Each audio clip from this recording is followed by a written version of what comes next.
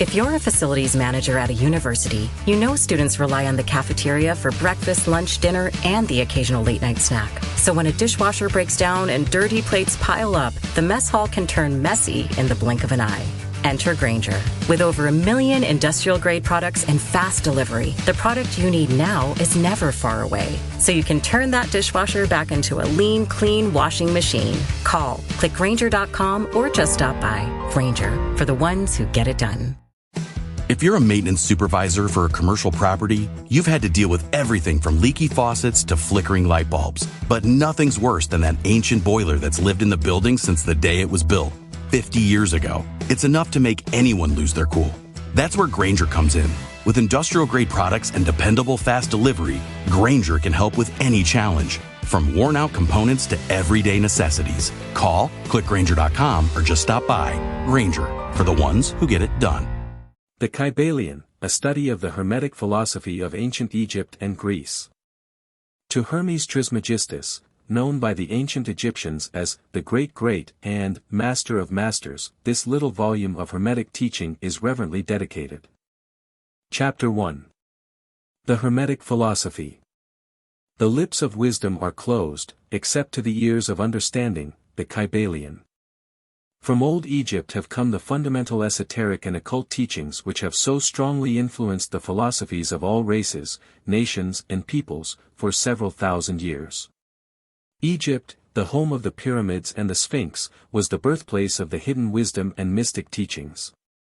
From her secret doctrine all nations have borrowed.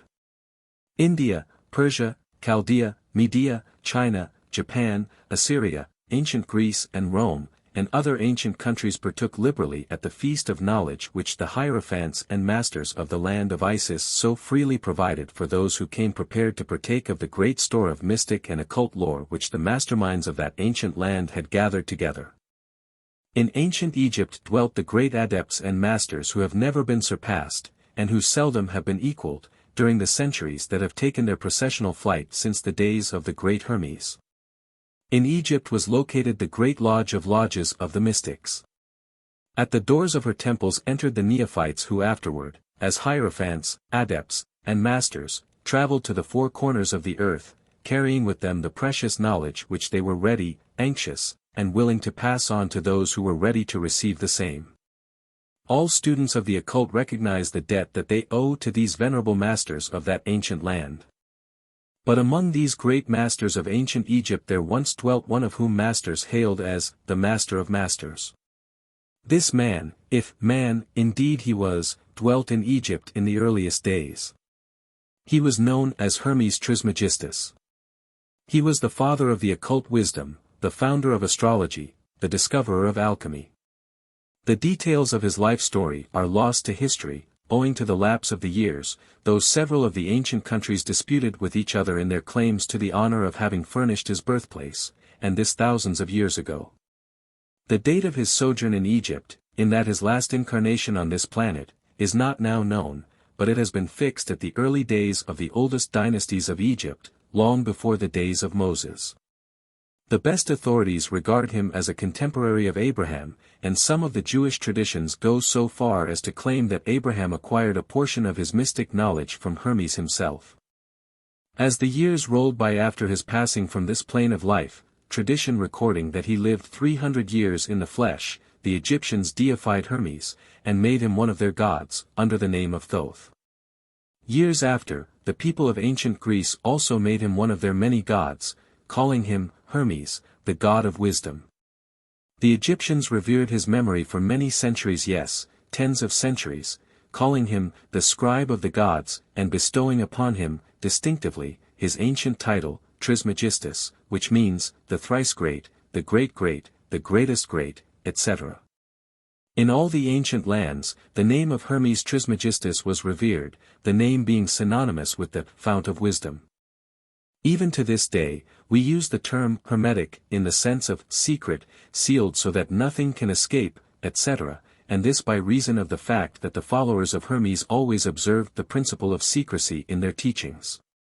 They did not believe in casting pearls before swine, but rather held to the teaching milk for babes, meat for strong men, both of which maxims are familiar to readers of the Christian scriptures, but both of which had been used by the Egyptians for centuries before the Christian era. And this policy of careful dissemination of the truth has always characterized the Hermetics, even unto the present day. The Hermetic teachings are to be found in all lands, among all religions, but never identified with any particular country, nor with any particular religious sect. This because of the warning of the ancient teachers against allowing the secret doctrine to become crystallized into a creed. The wisdom of this caution is apparent to all students of history.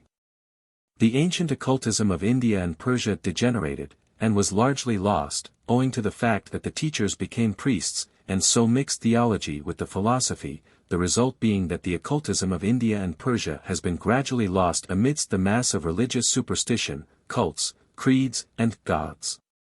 So it was with ancient Greece and Rome. So it was with the Hermetic teachings of the Gnostics and early Christians, which were lost at the time of Constantine, whose iron hand smothered philosophy with the blanket of theology, losing to the Christian Church that which was its very essence and spirit, and causing it to grope throughout several centuries before it found the way back to its ancient faith. The indications apparent to all careful observers in this 20th century being that the Church is now struggling to get back to its ancient mystic teachings. But there were always a few faithful souls who kept alive the flame, tending it carefully, and not allowing its light to become extinguished. And thanks to these staunch hearts, and fearless minds, we have the truth still with us. But it is not found in books, to any great extent.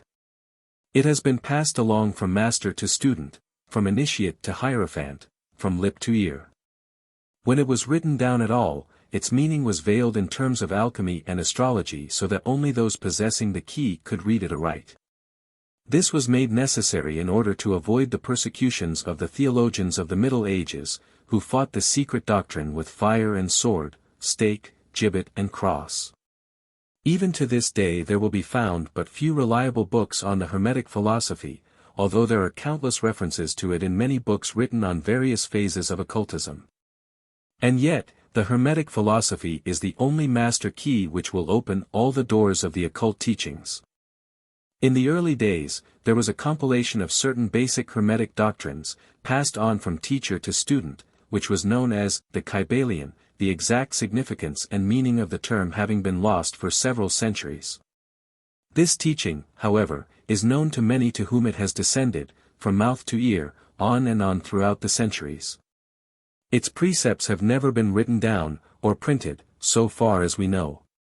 It was merely a collection of maxims, axioms, and precepts, which were non-understandable to outsiders, but which were readily understood by students, after the axioms, maxims, and precepts had been explained and exemplified by the Hermetic initiates to their neophytes. These teachings really constituted the basic principles of the art of Hermetic alchemy, which, contrary to the general belief, dealt in the mastery of mental forces, rather than material elements, the transmutation of one kind of mental vibrations into others, instead of the changing of one kind of metal into another. The legends of the philosopher's stone, which would turn base metal into gold, was an allegory relating to Hermetic philosophy, readily understood by all students of true Hermeticism.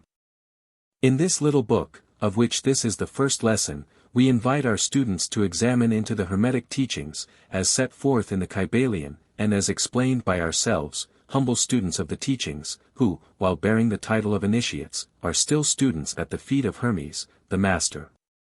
We herein give you many of the maxims, axioms and precepts of the Kybalion, accompanied by explanations and illustrations which we deem likely to render the teachings more easily comprehended by the modern student, particularly as the original text is purposely veiled in obscure terms.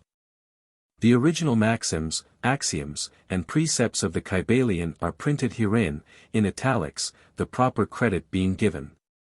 Our own work is printed in the regular way, in the body of the work.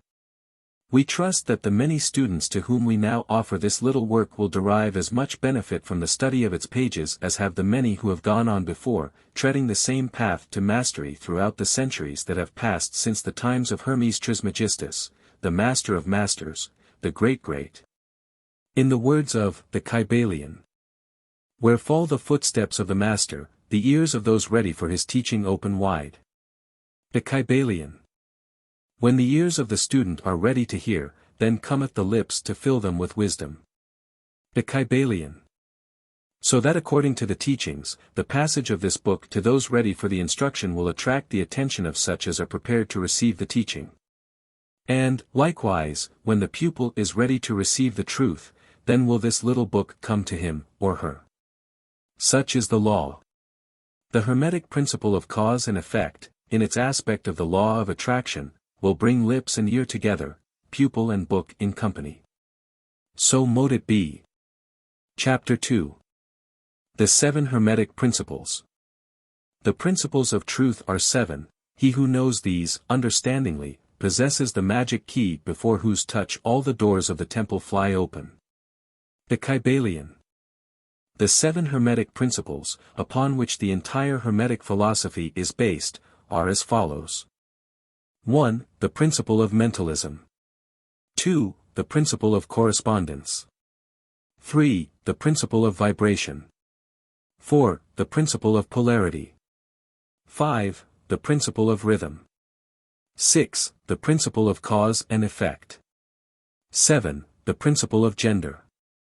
These 7 principles will be discussed and explained as we proceed with these lessons. Geico makes it easy to get affordable renter's insurance in as little as 90 seconds. That way, you have more energy for harder things, like the laundry. Why is it so difficult to fold clothes? They just end up wrinkly anyway, or on the floor in a pile that just sits there, taunting you. But with renter's insurance through Geico, at least you know that those clothes and the other things you love are covered. Get more with Geico. You just realized your business needed to hire someone yesterday. How can you find amazing candidates fast? Easy. Just use Indeed. Stop struggling to get your job post seen on other job sites. With Indeed sponsored jobs, your post jumps to the top of the page for your relevant candidates, so you can reach the people you want faster. According to Indeed data, sponsored jobs posted directly on Indeed have 45% more applications than non-sponsored jobs. Don't wait any longer. Speed up your hiring right now with Indeed. And listeners of this show will get a $75 sponsored job credit to get your jobs more visibility at Indeed.com/ARTS. Just go to Indeed.com/ARTS right now and support our show by saying you heard about Indeed on this podcast. Terms and conditions apply. Hiring? Indeed is all you need. A short explanation of each, however, may as well be given at this point. 1. The principle of mentalism. The all is mind, the universe is mental. The Kybalion. This principle embodies the truth that all is mind. It explains that the all, which is the substantial reality underlying all the outward manifestations and appearances which we know under the terms of the material universe, the phenomena of life, matter, energy, and, in short, all that is apparent to our material senses, is spirit which in itself is unknowable and undefinable, but which may be considered and thought of as an universal, infinite, living mind. It also explains that all the phenomenal world or universe is simply a mental creation of the all, subject to the laws of created things, and that the universe, as a whole, and in its parts or units, has its existence in the mind of the all, in which mind we live and move and have our being. This principle, by establishing the mental nature of the universe, easily explains all of the varied mental and psychic phenomena that occupy such a large portion of the public attention, and which, without such explanation, are non-understandable and defy scientific treatment. An understanding of this great Hermetic principle of mentalism enables the individual to readily grasp the laws of the mental universe, and to apply the same to his well-being and advancement. The Hermetic student is enabled to apply intelligently the great mental laws, instead of using them in a haphazard manner. With the master key in his possession, the student may unlock the many doors of the mental and psychic temple of knowledge, and enter the same freely and intelligently. This principle explains the true nature of energy, power, and matter, and why and how all these are subordinate to the mastery of mind. One of the old Hermetic masters wrote, long ages ago, "He who grasps the truth of the mental nature of the universe is well advanced on the path to mastery." And these words are as true today as at the time they were first written. Without this master key, mastery is impossible, and the student knocks in vain at the many doors of the temple. 2. The principle of correspondence. As above, so below, as below, so above. The Kybalion.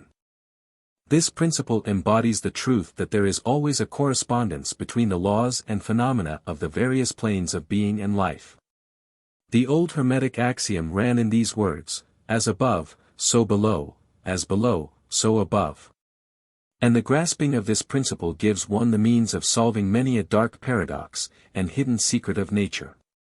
There are planes beyond our knowing, but when we apply the principle of correspondence to them we are able to understand much that would otherwise be unknowable to us. This principle is of universal application and manifestation, on the various planes of the material, mental, and spiritual universe. It is an universal law. The ancient Hermetists considered this principle as one of the most important mental instruments by which man was able to pry aside the obstacles which hid from view the unknown. Its use even tore aside the veil of Isis to the extent that a glimpse of the face of the goddess might be caught. Just as a knowledge of the principles of geometry enables man to measure distant suns and their movements, while seated in his observatory, so a knowledge of the principle of correspondence enables man to reason intelligently from the known to the unknown. Studying the monad, he understands the archangel. 3. The principle of vibration. Nothing rests, everything moves, everything vibrates. The Kybalion. This principle embodies the truth that everything is in motion, everything vibrates, nothing is at rest, facts which modern science endorses, and which each new scientific discovery tends to verify. And yet this Hermetic principle was enunciated thousands of years ago, by the masters of ancient Egypt. This principle explains that the differences between different manifestations of matter, energy, mind, and even spirit, result largely from varying rates of vibration. From the all, which is pure spirit, down to the grossest form of matter, all is in vibration. The higher the vibration, the higher the position in the scale. The vibration of spirit is at such an infinite rate of intensity and rapidity that it is practically at rest, just as a rapidly moving wheel seems to be motionless. And at the other end of the scale, there are gross forms of matter whose vibrations are so low as to seem at rest. Between these poles, there are millions upon millions of varying degrees of vibration. From corpuscle and electron, atom and molecule, to worlds and universes, everything is in vibratory motion. This is also true on the planes of energy and force, which are but varying degrees of vibration, and also on the mental planes, whose states depend upon vibrations, and even on to the spiritual planes. An understanding of this principle, with the appropriate formulas, enables Hermetic students to control their own mental vibrations as well as those of others. The masters also apply this principle to the conquering of natural phenomena, in various ways. He who understands the principle of vibration, has grasped the scepter of power, says one of the old writers. 4. The principle of polarity. Everything is dual, everything has poles, everything has its pair of opposites, like and unlike are the same, opposites are identical in nature, but different in degree, extremes meet, all truths are but half-truths, all paradoxes may be reconciled. The Kybalion. This principle embodies the truth that everything is dual, everything has two poles, everything has its pair of opposites, all of which were old Hermetic axioms. It explains the old paradoxes, that have perplexed so many, which have been stated as follows: thesis and antithesis are identical in nature, but different in degree, opposites are the same, differing only in degree, the pairs of opposites may be reconciled, extremes meet, everything is and isn't, at the same time, all truths are but half-truths, every truth is half-false, there are two sides to everything, etc., etc., etc. It explains that in everything there are two poles, or opposite aspects, and that opposites are really only the two extremes of the same thing, with many varying degrees between them. To illustrate, heat and cold, although opposites, are really the same thing, the differences consisting merely of degrees of the same thing. Look at your thermometer and see if you can discover where heat terminates and cold begins. There is no such thing as absolute heat or absolute cold. The two terms heat and cold simply indicate varying degrees of the same thing, and that same thing, which manifests as heat and cold, is merely a form, variety, and rate of vibration. So heat and cold are simply the two poles of that which we call heat, and the phenomena attendant thereupon are manifestations of the principle of polarity. The same principle manifests in the case of light and darkness, which are the same thing, the difference consisting of varying degrees between the two poles of the phenomena. Where does darkness leave off, and light begin? What is the difference between large and small? Between hard and soft? Between black and white? Between sharp and dull? Between noise and quiet? Between high and low? Between positive and negative? The principle of polarity explains these paradoxes, and no other principle can supersede it. The same principle operates on the mental plane. Let us take a radical and extreme example, that of love and hate, two mental states apparently totally different.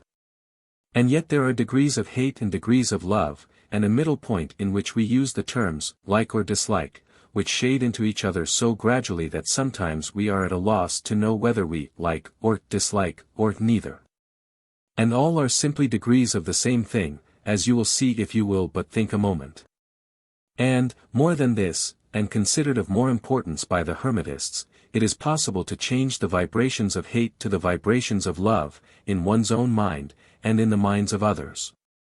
Many of you, who read these lines, have had personal experiences of the involuntary rapid transition from love to hate, and the reverse, in your own case and that of others. And you will therefore realize the possibility of this being accomplished by the use of the will, by means of the Hermetic formulas. Good and evil are but the poles of the same thing, and the Hermetist understands the art of transmuting evil into good, by means of an application of the principle of polarity. In short, the art of polarization becomes a phase of mental alchemy known and practiced by the ancient and modern Hermetic masters. An understanding of the principle will enable one to change his own polarity, as well as that of others, if he will devote the time and study necessary to master the art. 5. The principle of rhythm. Everything flows, out and in, everything has its tides, all things rise and fall, the pendulum swing manifests in everything. The measure of the swing to the right is the measure of the swing to the left, rhythm compensates. The Kybalion. This principle embodies the truth that in everything there is manifested a measured motion, to and fro, a flow and inflow, a swing backward and forward, a pendulum-like movement, a tide-like ebb and flow, a high tide and low tide, between the two poles which exist in accordance with the principle of polarity described a moment ago. You just realized your business needed to hire someone yesterday. How can you find amazing candidates fast? Easy. Just use Indeed. Stop struggling to get your job post seen on other job sites. With Indeed sponsored jobs, your post jumps to the top of the page for your relevant candidates, so you can reach the people you want faster. According to Indeed data, sponsored jobs posted directly on Indeed have 45% more applications than non-sponsored jobs. Don't wait any longer. Speed up your hiring right now with Indeed. And listeners of this show will get a $75 sponsored job credit to get your jobs more visibility at Indeed.com/ARTS. Just go to Indeed.com/ARTS right now and support our show by saying you heard about Indeed on this podcast. Terms and conditions apply. Hiring? Indeed is all you need. Why choose a Sleep Number smart bed? Can I make my side softer? Can I make my side firmer? Can we sleep cooler? Sleep Number does that. Cools up to 8 times faster and lets you choose your ideal comfort on either side. Your Sleep Number setting. And now save 50% on the new Sleep Number limited edition smart bed. Plus free home delivery. Ends President's Day. Exclusively at a Sleep Number store near you. Learn more at sleepnumber.com.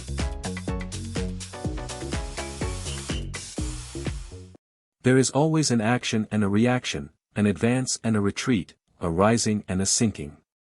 This is in the affairs of the universe, suns, worlds, men, animals, mind, energy, and matter.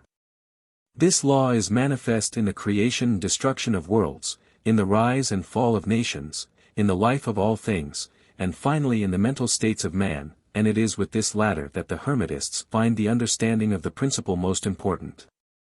The Hermetists have grasped this principle, finding its universal application, and have also discovered certain means to overcome its effects in themselves by the use of the appropriate formulas and methods.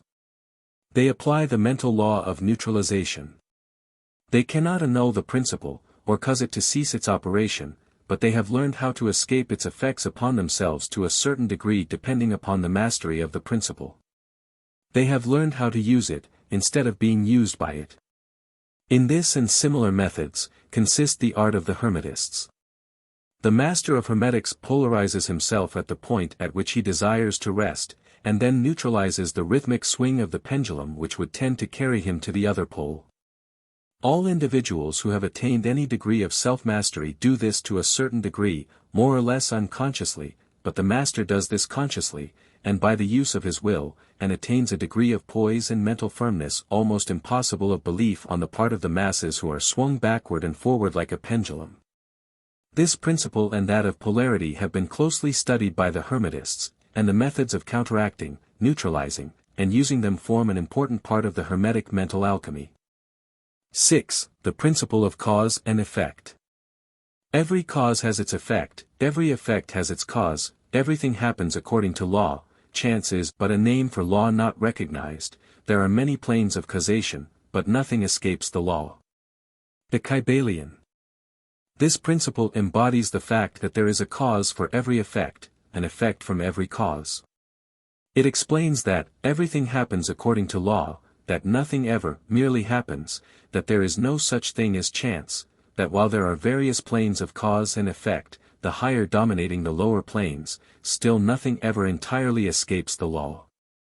The Hermetists understand the art and methods of rising above the ordinary plane of cause and effect, to a certain degree, and by mentally rising to a higher plane they become causers instead of effects. The masses of people are carried along, obedient to environment, the wills and desires of others stronger than themselves, heredity, suggestion, and other outward causes moving them about like pawns on the chessboard of life. But the masters, rising to the plane above, dominate their moods, characters, qualities, and powers, as well as the environment surrounding them, and become movers instead of pawns. They help to play the game of life, instead of being played and moved about by other wills and environment. They use the principle instead of being its tools. The masters obey the causation of the higher planes, but they help to rule on their own plane. In this statement there is condensed a wealth of Hermetic knowledge, let him read who can. 7. The principle of gender. Gender is in everything, everything has its masculine and feminine principles, gender manifests on all planes. The Kybalion. This principle embodies the truth that there is gender manifested in everything, the masculine and feminine principles ever at work. This is true not only of the physical plane, but of the mental and even the spiritual planes. On the physical plane, the principle manifests as sex, on the higher planes it takes higher forms, but the principle is ever the same. No creation, physical, mental or spiritual, is possible without this principle. An understanding of its laws will throw light on many a subject that has perplexed the minds of men. The principle of gender works ever in the direction of generation, regeneration, and creation. Everything, and every person, contains the two elements or principles, or this great principle, within it, him or her. Every male thing has the female element also, every female contains also the male principle. If you would understand the philosophy of mental and spiritual creation, generation, and regeneration, you must understand and study this Hermetic principle. It contains the solution of many mysteries of life. We caution you that this principle has no reference to the many base, pernicious and degrading lustful theories, teachings and practices, which are taught under fanciful titles, and which are a prostitution of the great natural principle of gender. Such base revivals of the ancient infamous forms of phallicism tend to ruin mind, body and soul, and the Hermetic philosophy has ever sounded the warning note against these degraded teachings which tend toward lust, licentiousness, and perversion of nature's principles. If you seek such teachings, you must go elsewhere for them. Hermeticism contains nothing for you along these lines. To the pure, all things are pure, to the base, all things are base. Chapter 3. Mental Transmutation. Mind, as well as metals and elements, may be transmuted, from state to state, degree to degree, condition to condition, pole to pole, vibration to vibration. True Hermetic transmutation is a mental art. The Kybalion. As we have stated, the Hermetists were the original alchemists, astrologers, and psychologists, Hermes having been the founder of these schools of thought. From astrology has grown modern astronomy, from alchemy has grown modern chemistry, from the mystic psychology has grown the modern psychology of the schools. But it must not be supposed that the ancients were ignorant of that which the modern schools suppose to be their exclusive and special property. The records engraved on the stones of ancient Egypt show conclusively that the ancients had a full comprehensive knowledge of astronomy, the very building of the pyramids showing the connection between their design and the study of astronomical science. Nor were they ignorant of chemistry, for the fragments of the ancient writings show that they were acquainted with the chemical properties of things. In fact, the ancient theories regarding physics are being slowly verified by the latest discoveries of modern science, notably those relating to the constitution of matter. Nor must it be supposed that they were ignorant of the so-called modern discoveries in psychology.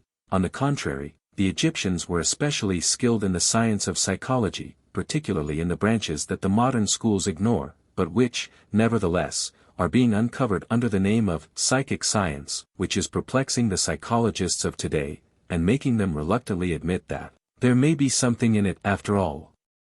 The truth is, that beneath the material chemistry, astronomy and psychology, that is, the psychology in its phase of brain action, the ancients possessed a knowledge of transcendental astronomy, called astrology, of transcendental chemistry, called alchemy, of transcendental psychology, called mystic psychology.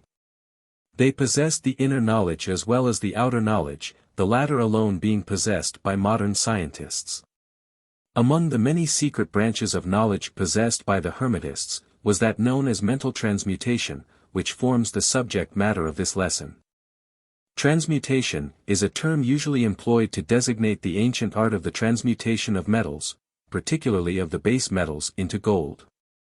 The word transmute means to change from one nature, form, or substance, into another, to transform, Webster. And accordingly, mental transmutation means the art of changing and transforming mental states, forms, and conditions, into others. So you may see that mental transmutation is the art of mental chemistry, if you like the term, a form of practical mystic psychology. But this means far more than appears on the surface. Transmutation, alchemy, or chemistry on the mental plane is important enough in its effects, to be sure, and if the art stopped there it would still be one of the most important branches of study known to man. But this is only the beginning. Let us see why. The first of the 7 Hermetic principles is the principle of mentalism, the axiom of which is, the all is mind, the universe is mental, which means that the underlying reality of the universe is mind, and the universe itself is mental, that is, existing in the mind of the all. We shall consider this principle in succeeding lessons, but let us see the effect of the principle if it be assumed to be true. If the universe is mental in its nature, then mental transmutation must be the art of changing the conditions of the universe, along the lines of matter, force and mind. So you see, therefore, that mental transmutation is really the magic of which the ancient writers had so much to say in their mystical works, and about which they gave so few practical instructions. If all be mental, then the art which enables one to transmute mental conditions must render the master the controller of material conditions as well as those ordinarily called mental. As a matter of fact, none but advanced mental alchemists have been able to attain the degree of power necessary to control the grosser physical conditions, such as the control of the elements of nature, the production or cessation of tempests, the production and cessation of earthquakes and other great physical phenomena. But that such men have existed, and do exist today, is a matter of earnest belief to all advanced occultists of all schools. That the masters exist, and have these powers, the best teachers assure their students, having had experiences which justify them in such belief and statements. You just realized your business needed to hire someone yesterday.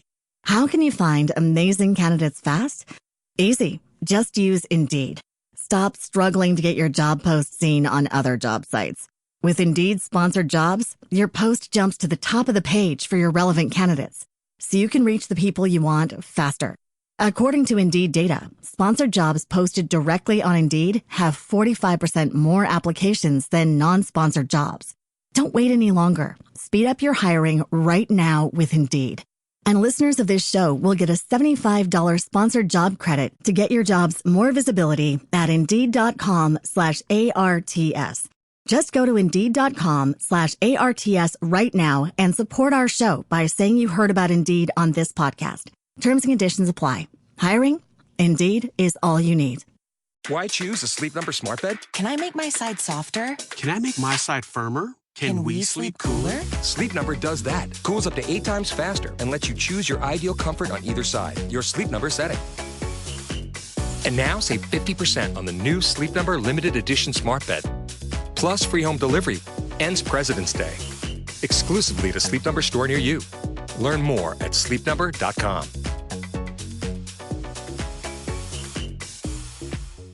These masters do not make public exhibitions of their powers, but seek seclusion from the crowds of men, in order to better work their may along the path of attainment. We mention their existence, at this point, merely to call your attention to the fact that their power is entirely mental, and operates along the lines of the higher mental transmutation, under the Hermetic principle of mentalism. The universe is mental, the Kybalion.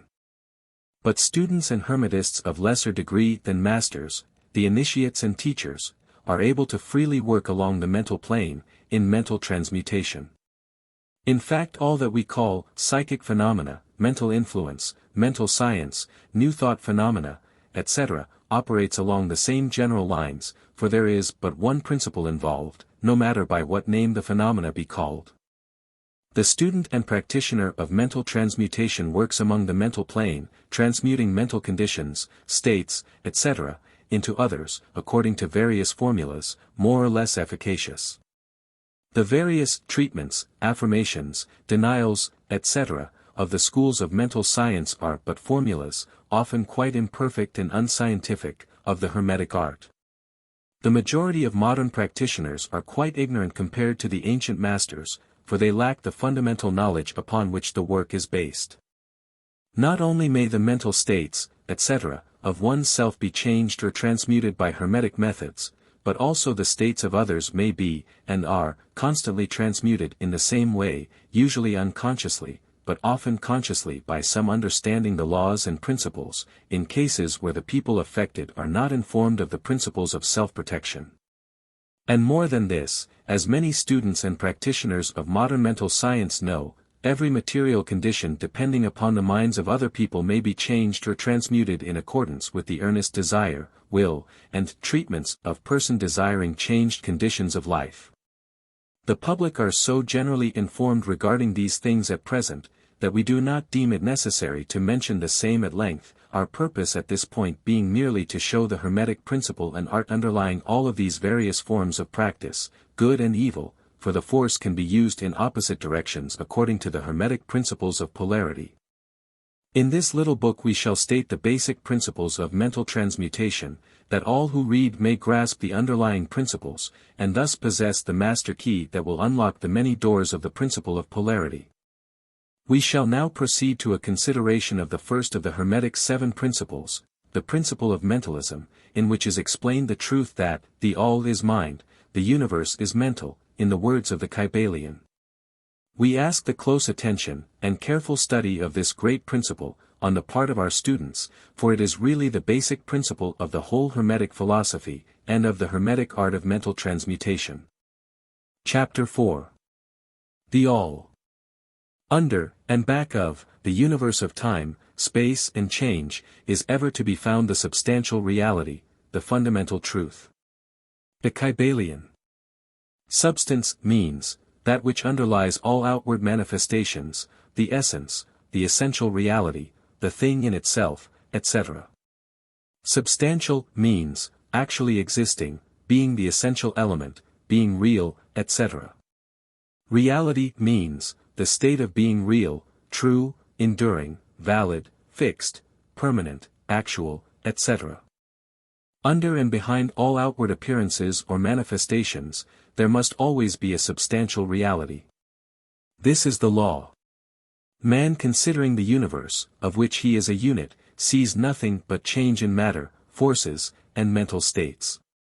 He sees that nothing really is, but that everything is becoming and changing. Nothing stands still, everything is being born, growing, dying. The very instant a thing reaches its height, it begins to decline. The law of rhythm is in constant operation. There is no reality, enduring quality, fixity, or substantiality in anything. Nothing is permanent but change.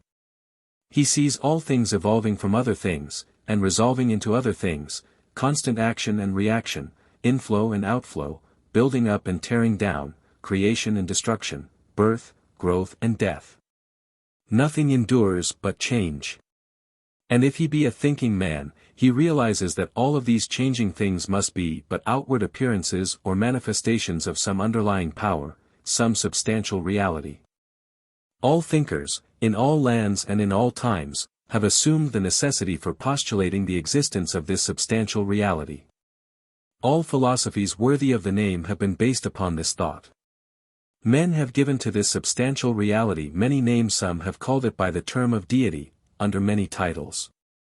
Others have called it the infinite and eternal energy. Others have tried to call it matter, but all have acknowledged its existence. It is self-evident, it needs no argument. In these lessons we have followed the example of some of the world's greatest thinkers, both ancient and modern, the Hermetic masters, and have called this underlying power, this substantial reality, by the Hermetic name of the All, which term we consider the most comprehensive of the many terms applied by man to that which transcends names and terms.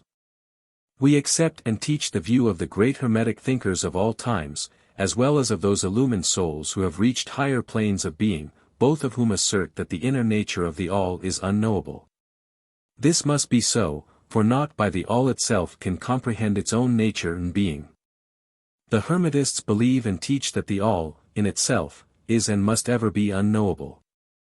They regard all the theories, guesses and speculations of the theologians and metaphysicians regarding the inner nature of the All, as but the childish efforts of mortal minds to grasp the secret of the infinite. Such efforts have always failed and will always fail, from the very nature of the task. One pursuing such inquiries travels around and around in the labyrinth of thought, until he is lost to all sane reasoning, action or conduct, and is utterly unfitted for the work of life. He is like the squirrel which frantically runs around and around the circling treadmill wheel of his cage, traveling ever and yet reaching nowhere, at the end a prisoner still, and standing just where he started. And still more presumptuous are those who attempt to ascribe to the All the personality, qualities, properties, characteristics and attributes of themselves, ascribing to the All the human emotions, feelings, and characteristics, even down to the pettiest qualities of mankind, such as jealousy, susceptibility to flattery and praise, desire for offerings and worship, and all the other survivals from the days of the childhood of the race. Such ideas are not worthy of grown men and women, and are rapidly being discarded. At this point, it may be proper for me to state that we make a distinction between religion and theology, between philosophy and metaphysics. Religion, to us, means that intuitional realization of the existence of the All, and one's relationship to it, while theology means the attempts of men to ascribe personality, qualities, and characteristics to it, their theories regarding its affairs, will, desires, plans, and designs, and their assumption of the office of middlemen between the All and the people. Philosophy, to us, means the inquiry after knowledge of things knowable and thinkable, while metaphysics means the attempt to carry the inquiry over and beyond the boundaries and into regions unknowable and unthinkable, and with the same tendency as that of theology. And consequently, both religion and philosophy mean to us things having roots in reality, while theology and metaphysics seem like broken reeds, rooted in the quicksands of ignorance, and affording naught but the most insecure support for the mind or soul of man. We do not insist upon our students accepting these definitions, we mention them merely to show our position.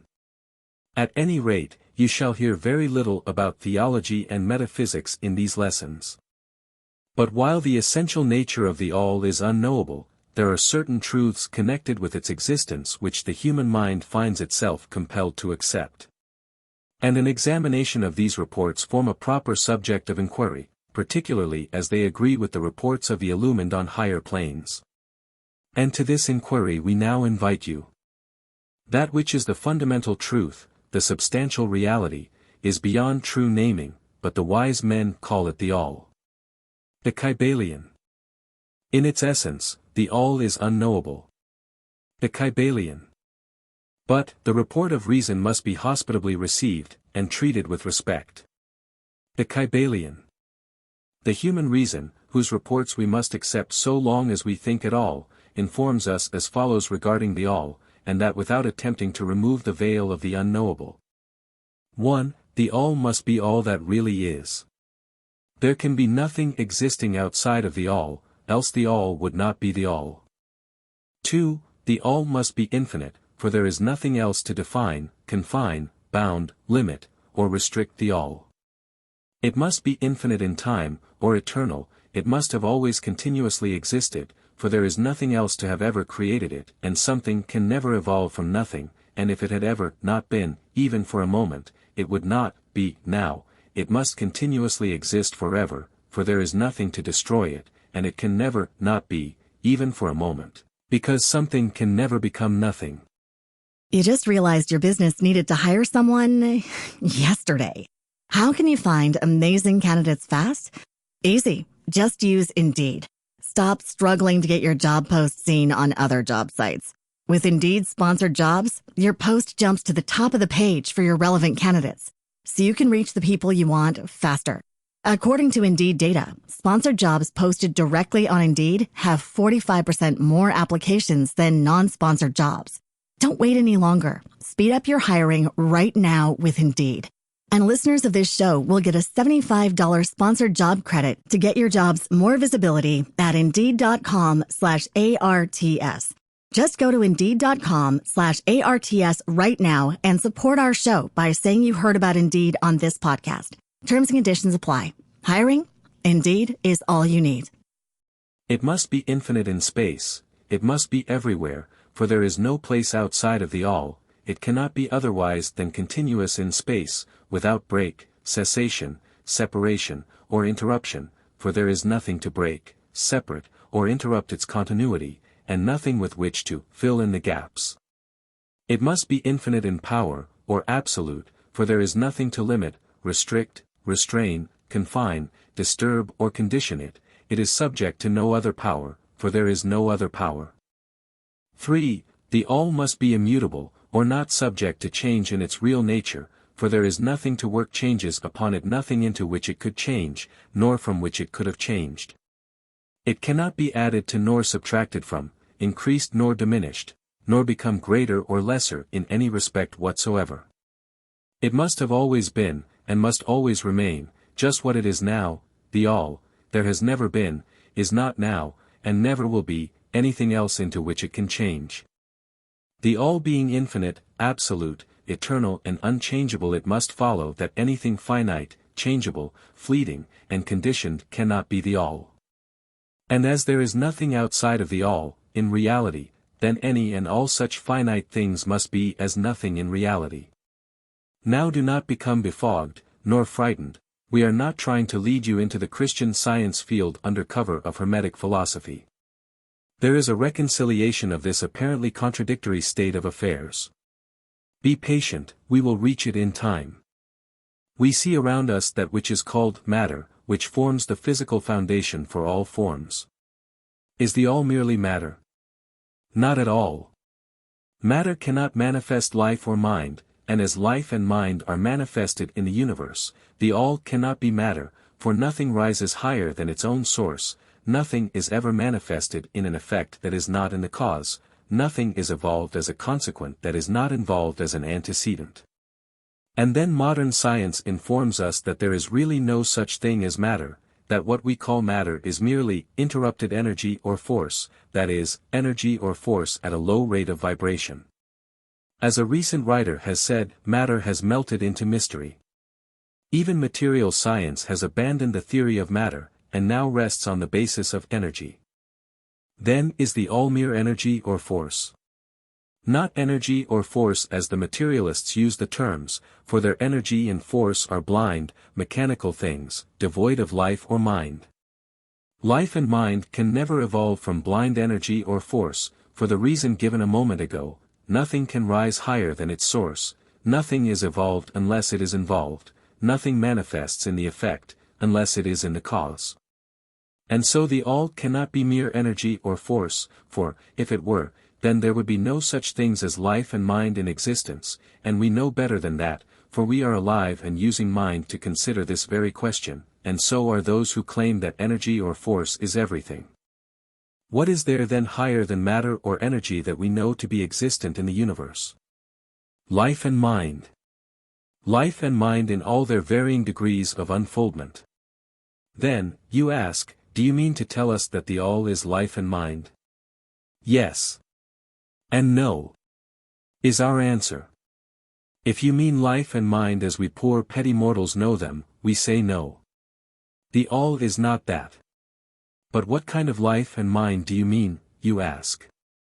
The answer is, living mind, as far above that which mortals know by those words, as life and mind are higher than mechanical forces, or matter, infinite living mind as compared to finite life and mind. We mean that which the illumined souls mean when they reverently pronounce the word, spirit. The all is infinite living mind, the illumined call it spirit. Chapter 5. The mental universe. The universe is mental, held in the mind of the all. The Kybalion. The all is spirit.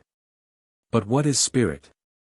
This question cannot be answered, for the reason that its definition is practically that of the all, which cannot be explained or defined. Spirit is simply a name that men give to the highest conception of infinite living mind. It means, the real essence, it means living mind, as much superior to life and mind as we know them, as the latter are superior to mechanical energy and matter. Spirit transcends our understanding, and we use the term merely that we may think or speak of the all.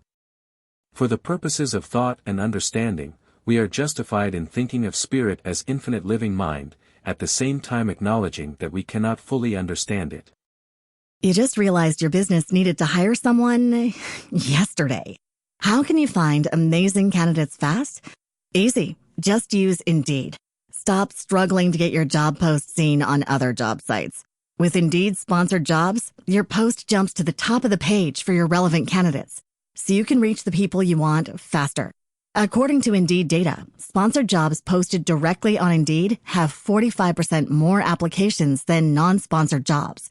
Don't wait any longer. Speed up your hiring right now with Indeed. And listeners of this show will get a $75 sponsored job credit to get your jobs more visibility at Indeed.com/ARTS. Just go to Indeed.com/ARTS right now and support our show by saying you heard about Indeed on this podcast. Terms and conditions apply. Hiring? Indeed is all you need. We must either do this or stop thinking of the matter at all. Let us now proceed to a consideration of the nature of the universe, as a whole and in its parts. What is the universe? We have seen that there can be nothing outside of the all. Then is the universe the all? No, this cannot be, because the universe seems to be made up of many, and is constantly changing, and in other ways it does not measure up to the ideas that we are compelled to accept regarding the all, as stated in our last lesson. Then if the universe be not the all, then it must be nothing, such is the inevitable conclusion of the mind at first thought. But this will not satisfy the question, for we are sensible of the existence of the universe. Then if the universe is neither the all, nor nothing, what can it be? Let us examine this question. If the universe exists at all, or seems to exist, it must proceed in some way from the all, it must be a creation of the all. But as something can never come from nothing, from what could the all have created it? Some philosophers have answered this question by saying that the all created the universe from itself, that is, from the being and substance of the all. But this will not do, for the all cannot be subtracted from, nor divided, as we have seen, and then again if this be so, would not each particle in the universe be aware of its being the all could not lose its knowledge of itself, nor actually become an atom, or blind force, or lowly living thing. Some men, indeed, realizing that the all is indeed all, and also recognizing that they, the men, existed, have jumped to the conclusion that they and the all were identical, and they have filled the air with shouts of, "I am God," to the amusement of the multitude and the sorrow of sages. The claim of the corpuscle that, "I am man," would be modest in comparison. But, what indeed is the universe, if it be not the all, not yet created by the all having separated itself into fragments? What else can it be, of what else can it be made? This is the great question. Let us examine it carefully. We find here that the principle of correspondence, see lesson I, comes to our aid here. The old Hermetic axiom, as above so below, may be pressed into service at this point. Let us endeavor to get a glimpse of the workings on higher planes by examining those on our own. The principle of correspondence must apply to this as well as to other problems. Let us see. On his own plane of being, how does man create? Well, first, he may create by making something out of outside materials. But this will not do, for there are no materials outside of the all with which it may create. Well, then, secondly, man procreates or reproduces his kind by the process of begetting, which is self-multiplication accomplished by transferring a portion of his substance to his offspring.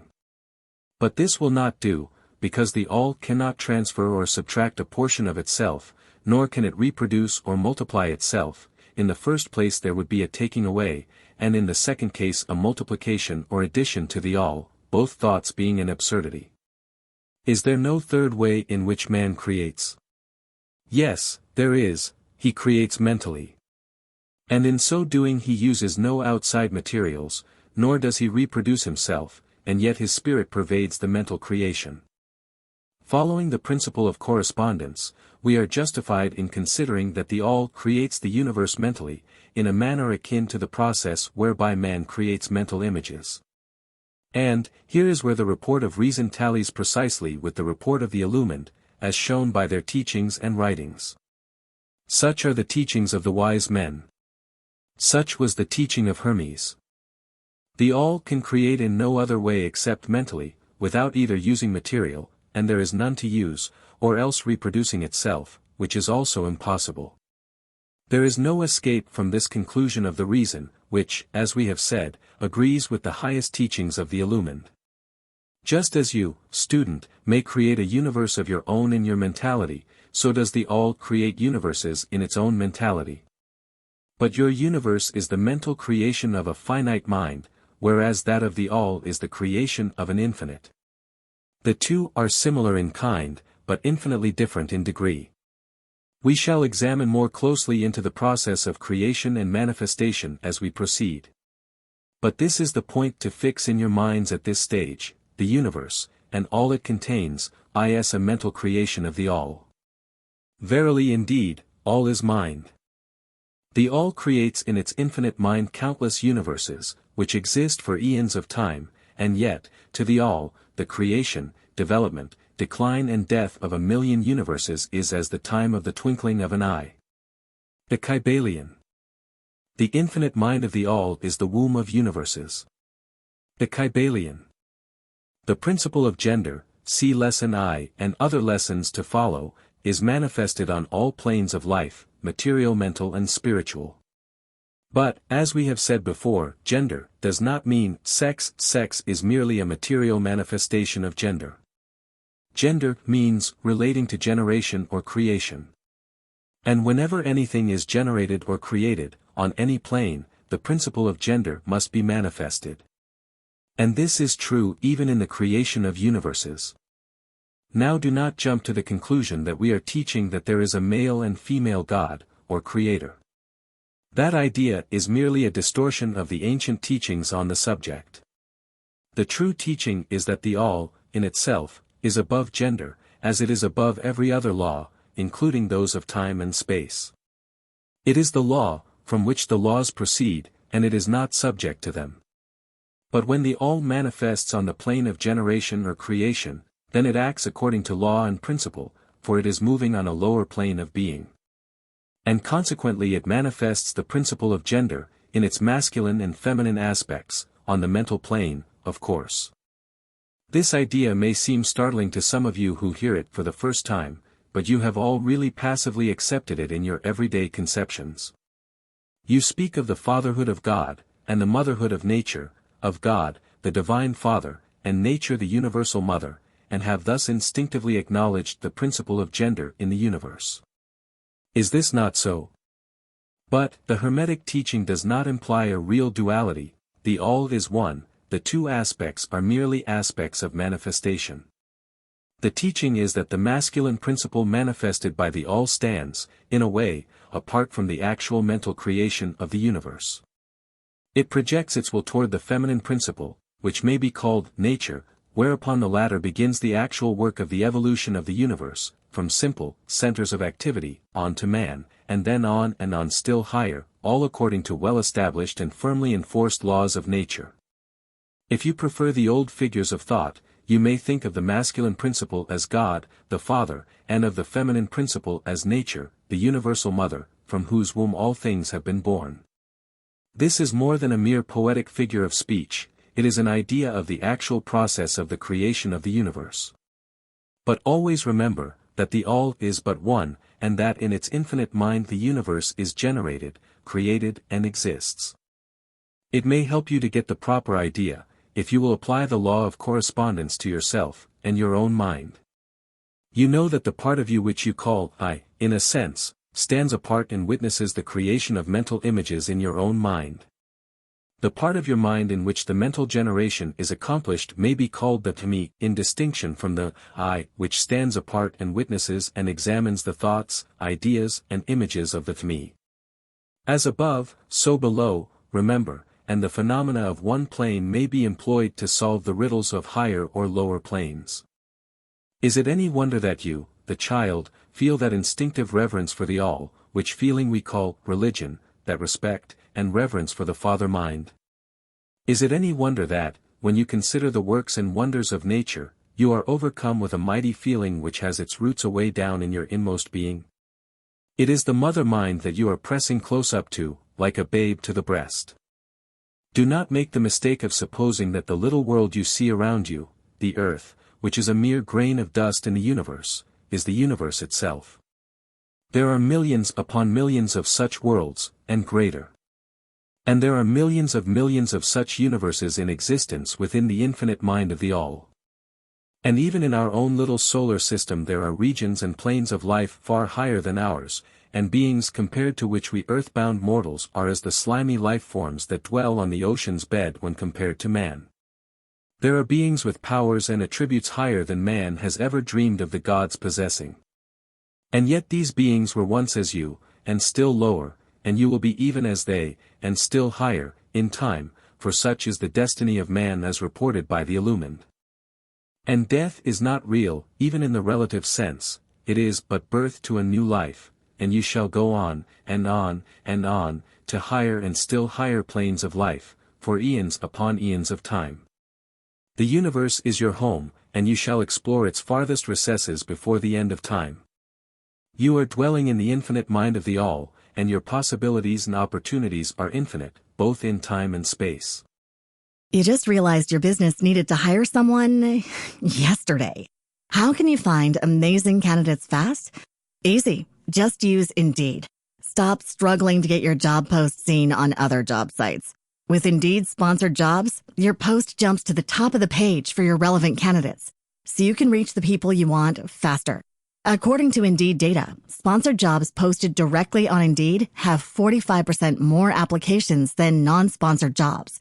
Don't wait any longer. Speed up your hiring right now with Indeed.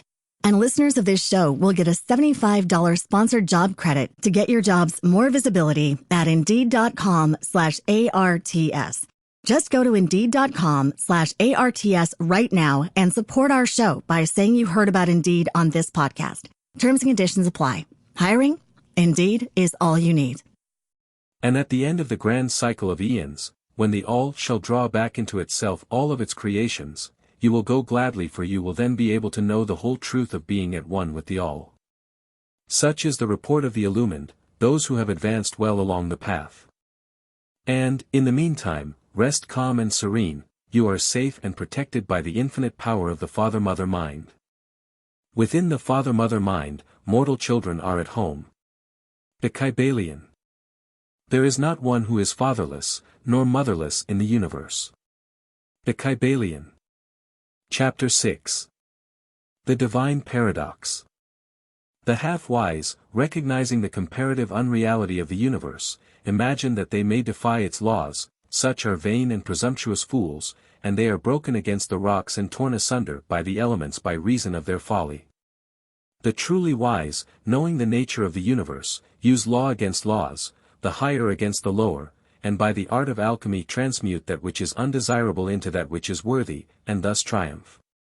Mastery consists not in abnormal dreams, visions and fantastic imaginings or living, but in using the higher forces against the lower, escaping the pains of the lower planes by vibrating on the higher. Transmutation, not presumptuous denial, is the weapon of the master. The Kybalion.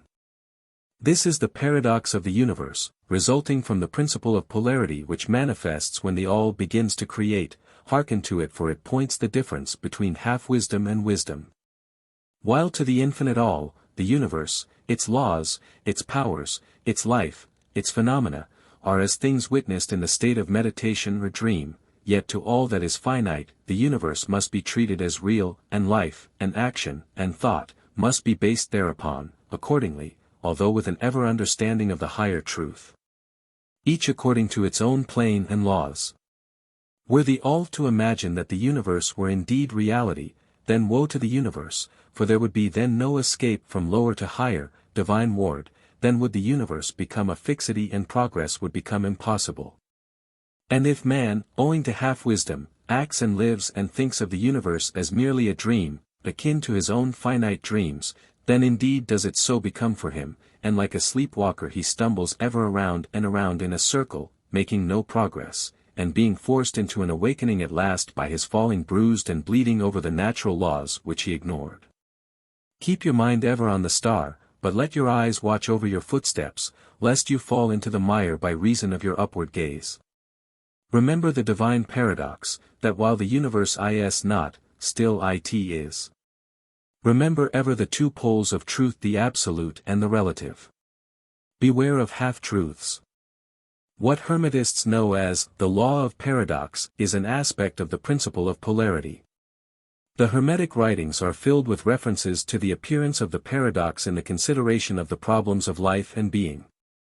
The teachers are constantly warning their students against the error of omitting the other side of any question.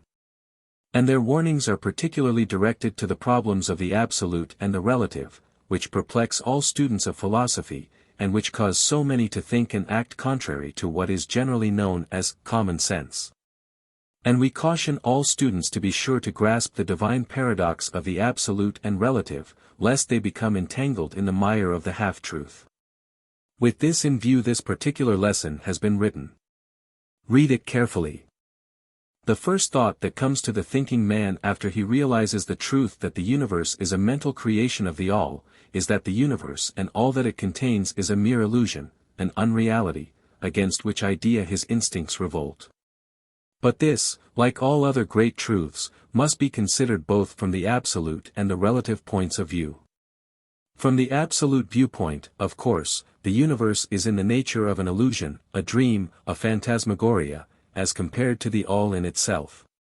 We recognize this even in our ordinary view, for we speak of the world as a fleeting show that comes and goes, is born and dies, for the element of impermanence and change, finiteness and unsubstantiality, must ever be connected with the idea of a created universe when it is contrasted with the idea of the all, no matter what may be our beliefs concerning the nature of both. Philosopher, metaphysician, scientist and theologian all agree upon this idea, and the thought is found in all forms of philosophical thought and religious conceptions, as well as in the theories of the respective schools of metaphysics and theology. So, the Hermetic teachings do not preach the unsubstantiality of the universe in any stronger terms than those more familiar to you, although their presentation of the subject may seem somewhat more startling. Anything that has a beginning and an ending must be, in a sense, unreal and untrue, and the universe comes under the rule, in all schools of thought. From the absolute point of view, there is nothing real except the all, no matter what terms we may use in thinking of, or discussing the subject. Whether the universe be created of matter, or whether it be a mental creation in the mind of the all, it is unsubstantial, non-enduring, a thing of time, space and change. We want you to realize this fact thoroughly, before you pass judgment on the Hermetic conception of the mental nature of the universe. Think over any and all of the other conceptions, and see whether this be not true of them. But the absolute point of view shows merely one side of the picture, the other side is the relative one. Absolute truth has been defined as things as the mind of God knows them, while relative truth is things as the highest reason of man understands them. And so while to the all the universe must be unreal and illusionary, a mere dream or result of meditation, nevertheless, to the finite minds forming a part of that universe, and viewing it through mortal faculties, the universe is very real indeed, and must be so considered. In recognizing the absolute view, we must not make the mistake of ignoring or denying the facts and phenomena of the universe as they present themselves to our mortal faculties. We are not the all, remember. To take familiar illustrations, we all recognize the fact that matter exists to our senses. We will fare badly if we do not. And yet, even our finite minds understand the scientific dictum that there is no such thing as matter from a scientific point of view.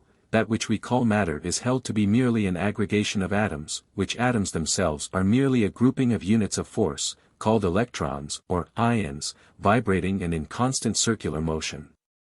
We kick a stone and we feel the impact. It seems to be real, notwithstanding that we know it to be merely what we have stated above. But remember that our foot, which feels the impact by means of our brains, is likewise matter, so constituted of electrons, and for that matter so are our brains. And, at the best, if it were not by reason of our mind, we would not know the foot or stone at all. Then again, the ideal of the artist or sculptor, which he is endeavoring to reproduce in stone or on canvas, seems very real to him. So do the characters in the mind of the author, or dramatist, which he seeks to express so that others may recognize them. And if this be true in the case of our finite minds, what must be the degree of reality in the mental images created in the mind of the infinite? Oh, friends, to mortals this universe of mentality is very real indeed. It is the only one we can ever know, though we rise from plane to plane, higher and higher in it. To know it otherwise, but actual experience, we must be the all itself. It is true that the higher we rise in the scale, the nearer to the mind of the Father we reach, the more apparent becomes the illusory nature of finite things, but not until the all finally withdraws us into itself does the vision actually vanish. So, we need not dwell upon the feature of illusion. Rather let us, recognizing the real nature of the universe, seek to understand its mental laws, and endeavor to use them to the best effect in our upward progress through life, as we travel from plane to plane of being. The laws of the universe are none the less iron laws, because of the mental nature. All, except the all, are bound by them. What is in the infinite mind of the all is real in a degree second only to that reality itself which is vested in the nature of the all. So, do not feel insecure or afraid, we are all held firmly in the infinite mind of the all, and there is naught to hurt us or for us to fear. There is no power outside of the all to affect us. So we may rest calm and secure. There is a world of comfort and security in this realization when once attained.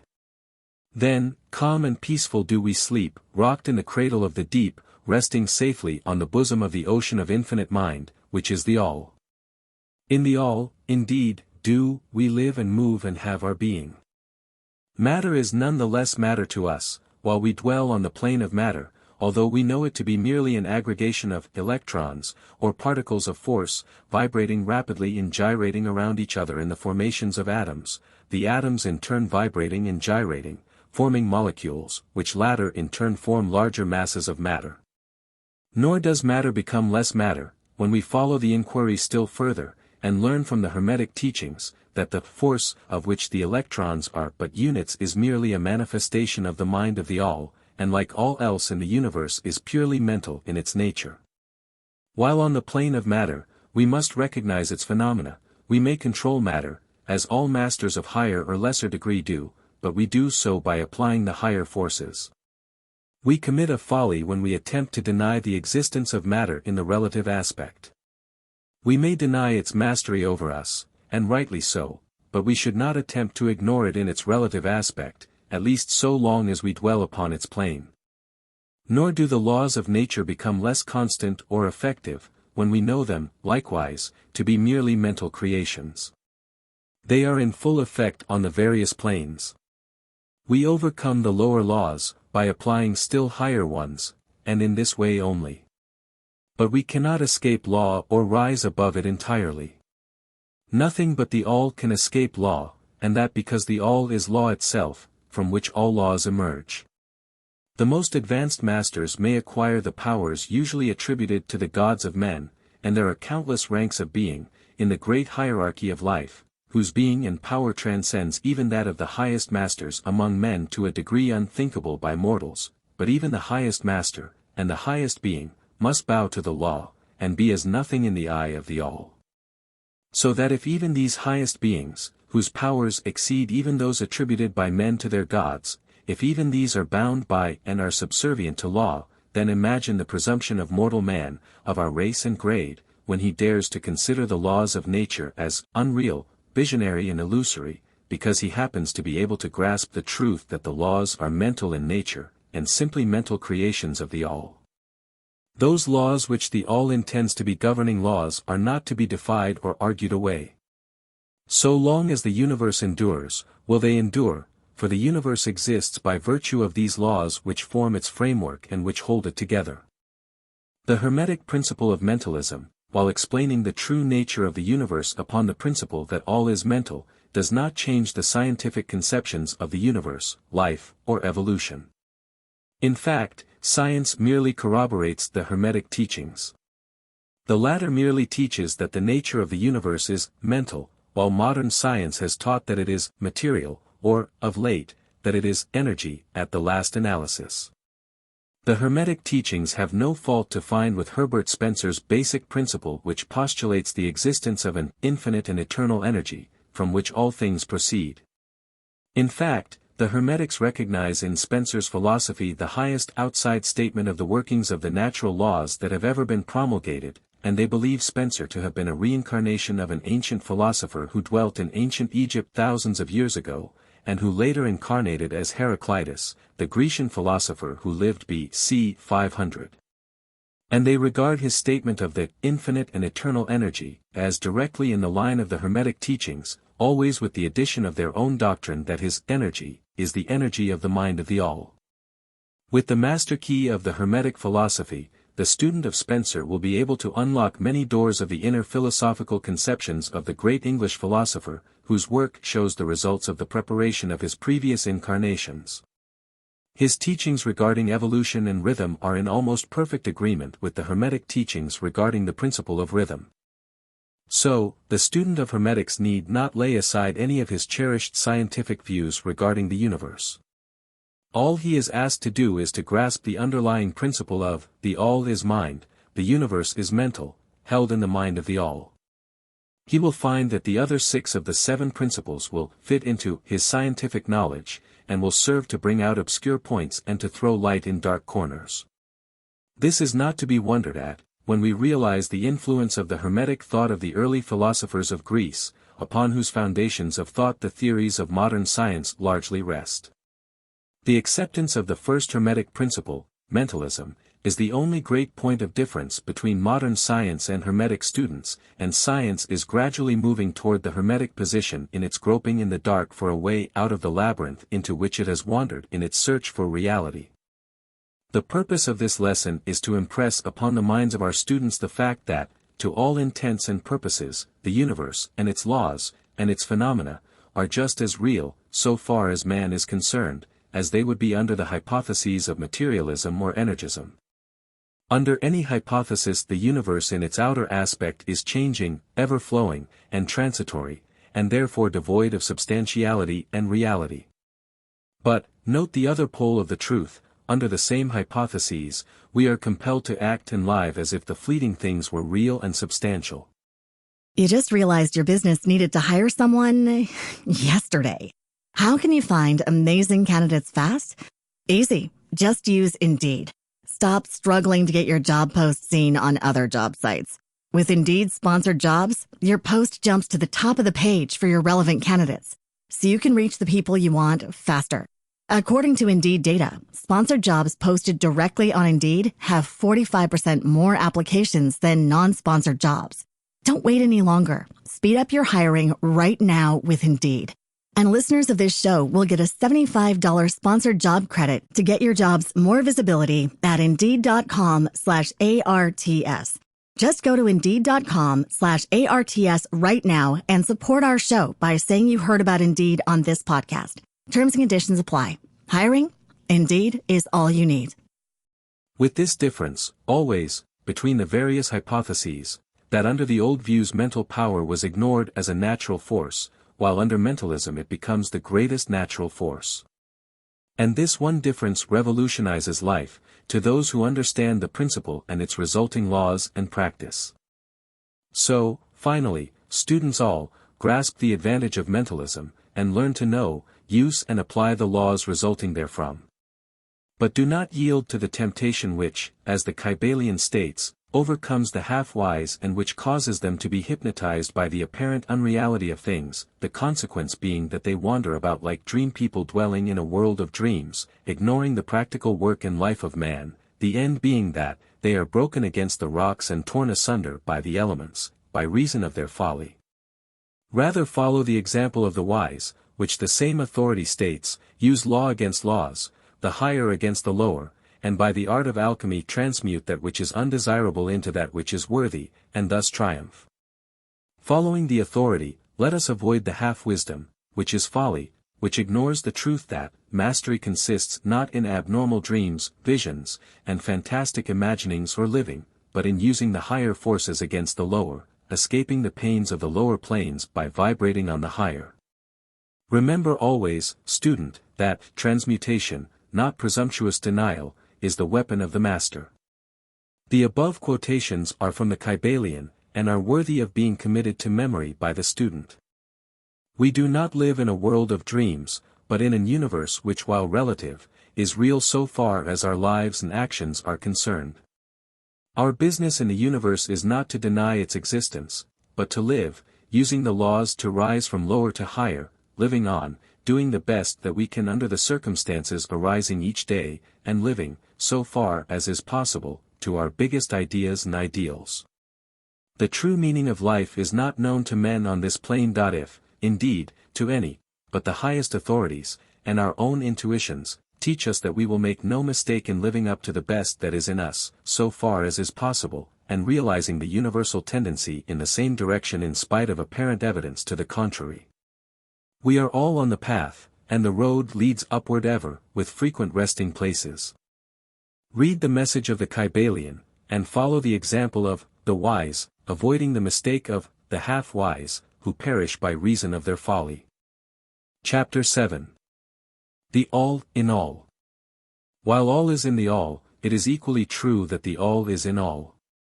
To him who truly understands this truth hath come great knowledge.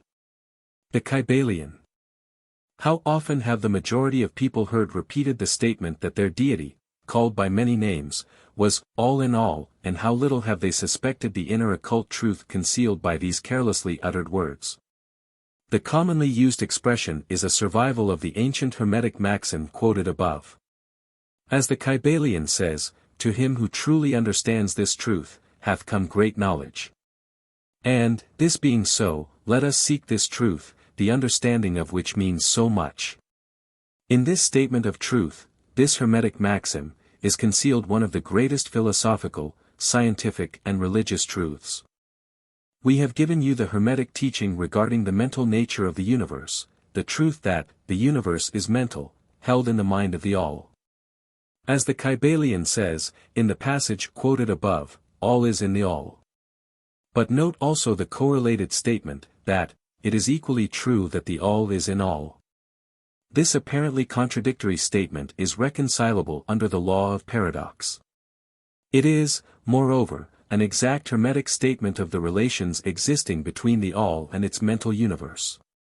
We have seen how, all is in the all, now let us examine the other aspect of the subject. The Hermetic teachings are to the effect that the all is immanent in, remaining within, inherent, abiding within, its universe, and in every part, particle, unit, or combination, within the universe. This statement is usually illustrated by the teachers by a reference to the principle of correspondence. The teacher instructs the student to form a mental image of something, a person, an idea, something having a mental form, the favorite example being that of the author or dramatist forming an idea of his characters, or a painter or sculptor forming an image of an ideal that he wishes to express by his art. In each case, the student will find that while the image has its existence, and being, solely within his own mind, yet he, the student, author, dramatist, painter, or sculptor, is, in a sense, immanent in, remaining within, or abiding within, the mental image also. You just realized your business needed to hire someone yesterday. How can you find amazing candidates fast? Easy. Just use Indeed. Stop struggling to get your job post seen on other job sites. With Indeed sponsored jobs, your post jumps to the top of the page for your relevant candidates, so you can reach the people you want faster. According to Indeed data, sponsored jobs posted directly on Indeed have 45% more applications than non-sponsored jobs. Don't wait any longer. Speed up your hiring right now with Indeed. And listeners of this show will get a $75 sponsored job credit to get your jobs more visibility at Indeed.com/ARTS. Just go to Indeed.com/ARTS right now and support our show by saying you heard about Indeed on this podcast. Terms and conditions apply. Hiring? Indeed is all you need. In other words, the entire virtue, life, spirit, of reality in the mental image is derived from the immanent mind of the thinker. Consider this for a moment, until the idea is grasped. To take a modern example, let us say that Othello, Iago, Hamlet, Lear, Richard III, existed merely in the mind of Shakespeare, at the time of their conception or creation. And yet, Shakespeare also existed within each of these characters, giving them their vitality, spirit, and action. Whose is the spirit of the characters that we know as Micawber, Oliver Twist, Uriah Heep? Is it Dickens, or have each of these characters a personal spirit, independent of their creator? Have the Venus of Medici, the Sistine Madonna, the Apollo Belvedere, spirits and reality of their own, or do they represent the spiritual and mental power of their creators? The law of paradox explains that both propositions are true, viewed from the proper viewpoints. Micawber is both Micawber, and yet Dickens. And, again, while Micawber may be said to be Dickens, yet Dickens is not identical with Micawber. Man, like Micawber, may exclaim, "The spirit of my Creator is inherent within me, and yet I am not he." How different this from the shocking half-truth so vociferously announced by certain of the half-wise, who fill the air with their raucous cries of, "I am God." Imagine poor Micawber, or the sneaky Uriah Heep, crying, "I am Dickens," or some of the lowly clods in one of Shakespeare's plays, eloquently announcing that, "I am Shakespeare." The all is in the earthworm, and yet the earthworm is far from being the all. And still the wonder remains, that though the earthworm exists merely as a lowly thing, created and having its being solely within the mind of the all, yet the all is immanent in the earthworm, and in the particles that go to make up the earthworm. Can there be any greater mystery than this of all in the all, and the all in all? The student will, of course, realize that the illustrations given above are necessarily imperfect and inadequate, for they represent the creation of mental images in finite minds, while the universe is a creation of infinite mind, and the difference between the two poles separates them. And yet it is merely a matter of degree, the same principle is in operation, the principle of correspondence manifests in each, as above, so below, as below, so above. And, in the degree that man realizes the existence of the indwelling spirit immanent within his being, so will he rise in the spiritual scale of life. This is what spiritual development means, the recognition, realization, and manifestation of the spirit within us. Try to remember this last definition, that of spiritual development. It contains the truth of true religion. There are many planes of being, many subplanes of life, many degrees of existence in the universe. And all depend upon the advancement of beings in the scale, of which scale the lowest point is the grossest matter, the highest being separated only by the thinnest division from the spirit of the all. And, upward and onward along this scale of life, everything is moving. All are on the path, whose end is the all. All progress is a returning home. All is upward and onward, in spite of all seemingly contradictory appearances. Such is the message of the illumined. The Hermetic teachings concerning the process of the mental creation of the universe, are that at the beginning of the creative cycle, the all, in its aspect of being, projects its will toward its aspect of becoming, and the process of creation begins. It is taught that the process consists of the lowering of vibration until a very low degree of vibratory energy is reached, at which point the grossest possible form of matter is manifested. This process is called the stage of involution, in which the all becomes involved, or wrapped up, in its creation. This process is believed by the Hermetists to have a correspondence to the mental process of an artist, writer, or inventor, who becomes so wrapped up in his mental creation as to almost forget his own existence and who, for the time being, almost, lives in his creation. If instead of wrapped, we use the word wrapped, perhaps we will give a better idea of what is meant. This involuntary stage of creation is sometimes called the outpouring of the divine energy, just as the evolutionary state is called the indrawing. The extreme pole of the creative process is considered to be the furthest removed from the all, while the beginning of the evolutionary stage is regarded as the beginning of the return swing of the pendulum of rhythm, a coming home idea being held in all of the Hermetic teachings. The teachings are that during the outpouring, the vibrations become lower and lower until finally the urge ceases, and the return swing begins. But there is this difference, that while in the outpouring the creative forces manifest compactly and as a whole, yet from the beginning of the evolutionary or indrawing stage, there is manifested the law of individualization, that is, the tendency to separate into units of force, so that finally that which left the all as unindividualized energy returns to its source as countless highly developed units of life, having risen higher and higher in the scale by means of physical, mental and spiritual evolution. The ancient Hermetists used the word meditation in describing the process of the mental creation of the universe in the mind of the all, the word contemplation also being frequently employed.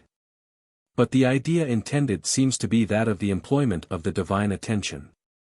Attention is a word derived from the Latin root, meaning to reach out, to stretch out, and so the act of attention is really a mental, reaching out, extension of mental energy, so that the underlying idea is readily understood when we examine into the real meaning of attention.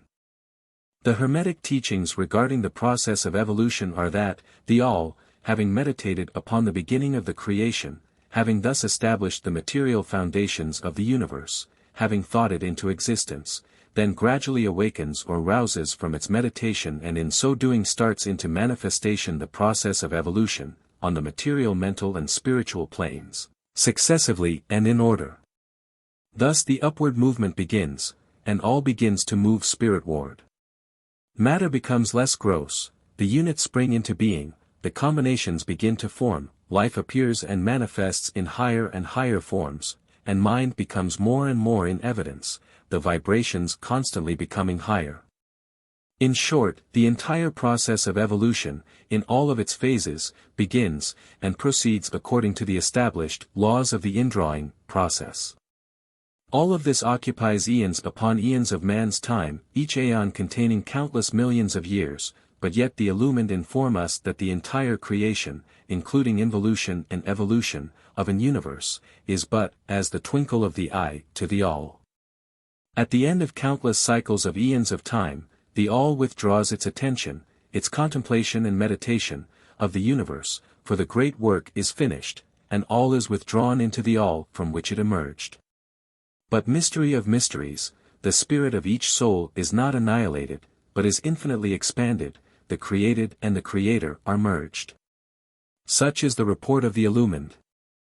The above illustration of the meditation, and subsequent awakening from meditation, of the all, is of course but an attempt of the teachers to describe the infinite process by a finite example.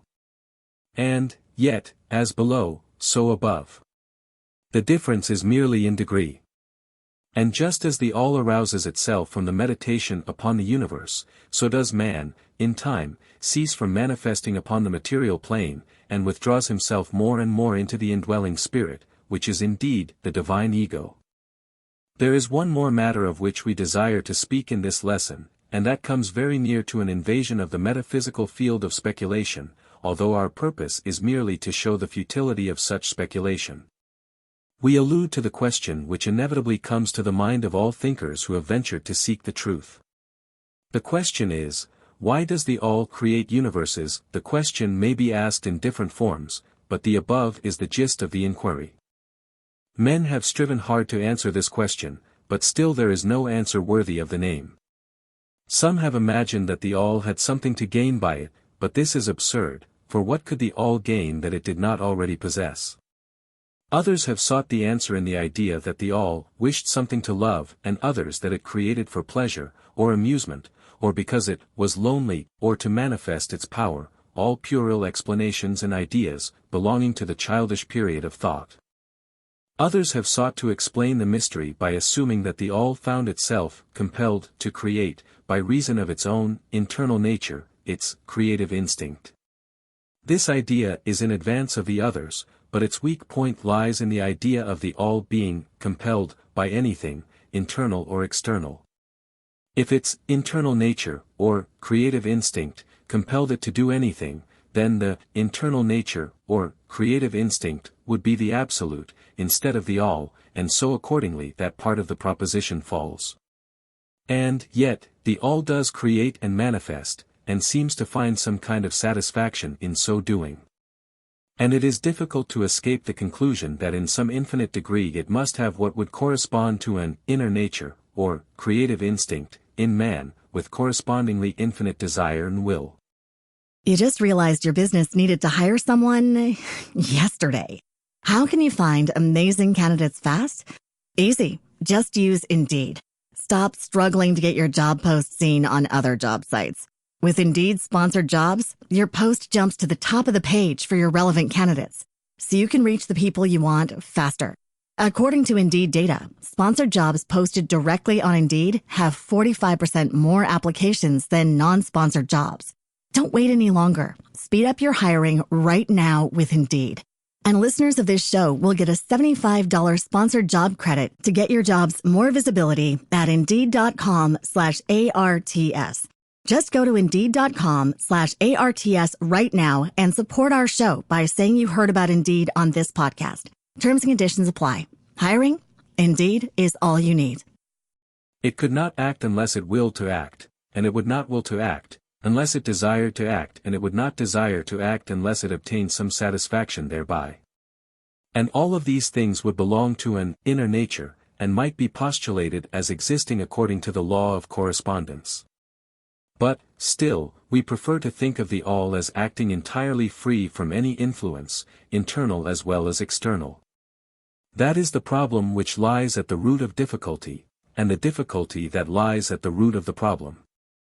Strictly speaking, there cannot be said to be any reason whatsoever for the all to act, for a reason implies a cause, and the all is above cause and effect, except when it wills to become a cause, at which time the principle is set into motion. So, you see, the matter is unthinkable, just as the all is unknowable. Just as we say the all merely is, so we are compelled to say that the all acts because it acts.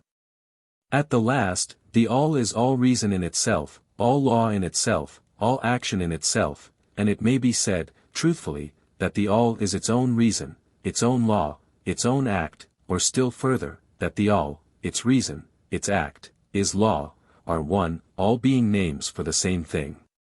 In the opinion of those who are giving you these present lessons, the answer is locked up in the inner self of the all, along with its secret of being. The law of correspondence, in our opinion, reaches only to that aspect of the all, which may be spoken of as the aspect of becoming. Back of that aspect is the aspect of being, in which all laws are lost in law, all principles merge into principle, and the all, principle, and being, are identical, one and the same. Therefore, metaphysical speculation on this point is futile. We go into the matter here, merely to show that we recognize the question, and also the absurdity of the ordinary answers of metaphysics and theology. In conclusion, it may be of interest to our students to learn that while some of the ancient, and modern, Hermetic teachers have rather inclined in the direction of applying the principle of correspondence to the question, with the result of the inner nature conclusion, still the legends have it that Hermes, the Great, when asked this question by his advanced students, answered them by pressing his lips tightly together and saying not a word, indicating that there was no answer. But, then, he may have intended to apply the axiom of his philosophy, that the lips of wisdom are closed, except to the ears of understanding, believing that even his advanced students did not possess the understanding which entitled them to the teaching. At any rate, if Hermes possessed the secret, he failed to impart it, and so far as the world is concerned the lips of Hermes are closed regarding it. And where the great Hermes hesitated to speak, what mortal may dare to teach? But, remember, that whatever be the answer to this problem, if indeed there be an answer, the truth remains that, while all is in the all, it is equally true that the all is in all. The teaching on this point is emphatic. And, we may add the concluding words of the quotation, "To him who truly understands this truth, hath come great knowledge." Chapter 8. Planes of Correspondence. As above, so below, as below, so above. The Kybalion. The great second Hermetic principle embodies the truth that there is a harmony, agreement, and correspondence between the several planes of manifestation, life and being. This truth is a truth because all that is included in the universe emanates from the same source, and the same laws, principles, and characteristics apply to each unit or combination of units, of activity, as each manifests its own phenomena upon its own plane. For the purpose of convenience of thought and study, the Hermetic philosophy considers that the universe may be divided into three great classes of phenomena, known as the three great planes, namely 1. The great physical plane. 2. The great mental plane. 3. The great spiritual plane. These divisions are more or less artificial and arbitrary, for the truth is that all of the three divisions are but ascending degrees of the great scale of life, the lowest point of which is undifferentiated matter, and the highest point that of spirit. And, moreover, the different planes shade into each other, so that no hard and fast division may be made between the higher phenomena of the physical and the lower of the mental, or between the higher of the mental and the lower of the physical. In short, the three great planes may be regarded as three great groups of degrees of life manifestation. While the purposes of this little book do not allow us to enter into an extended discussion of, or explanation of, the subject of these different planes, still we think it well to give a general description of the same at this point. At the beginning we may as well consider the question so often asked by the neophyte, who desires to be informed regarding the meaning of the word plane, which term has been very freely used, and very poorly explained, in many recent works upon the subject of occultism. The question is generally about as follows: is a plane a place having dimensions, or is it merely a condition or state? We answer, no, not a place, nor ordinary dimension of space, and yet more than a state or condition.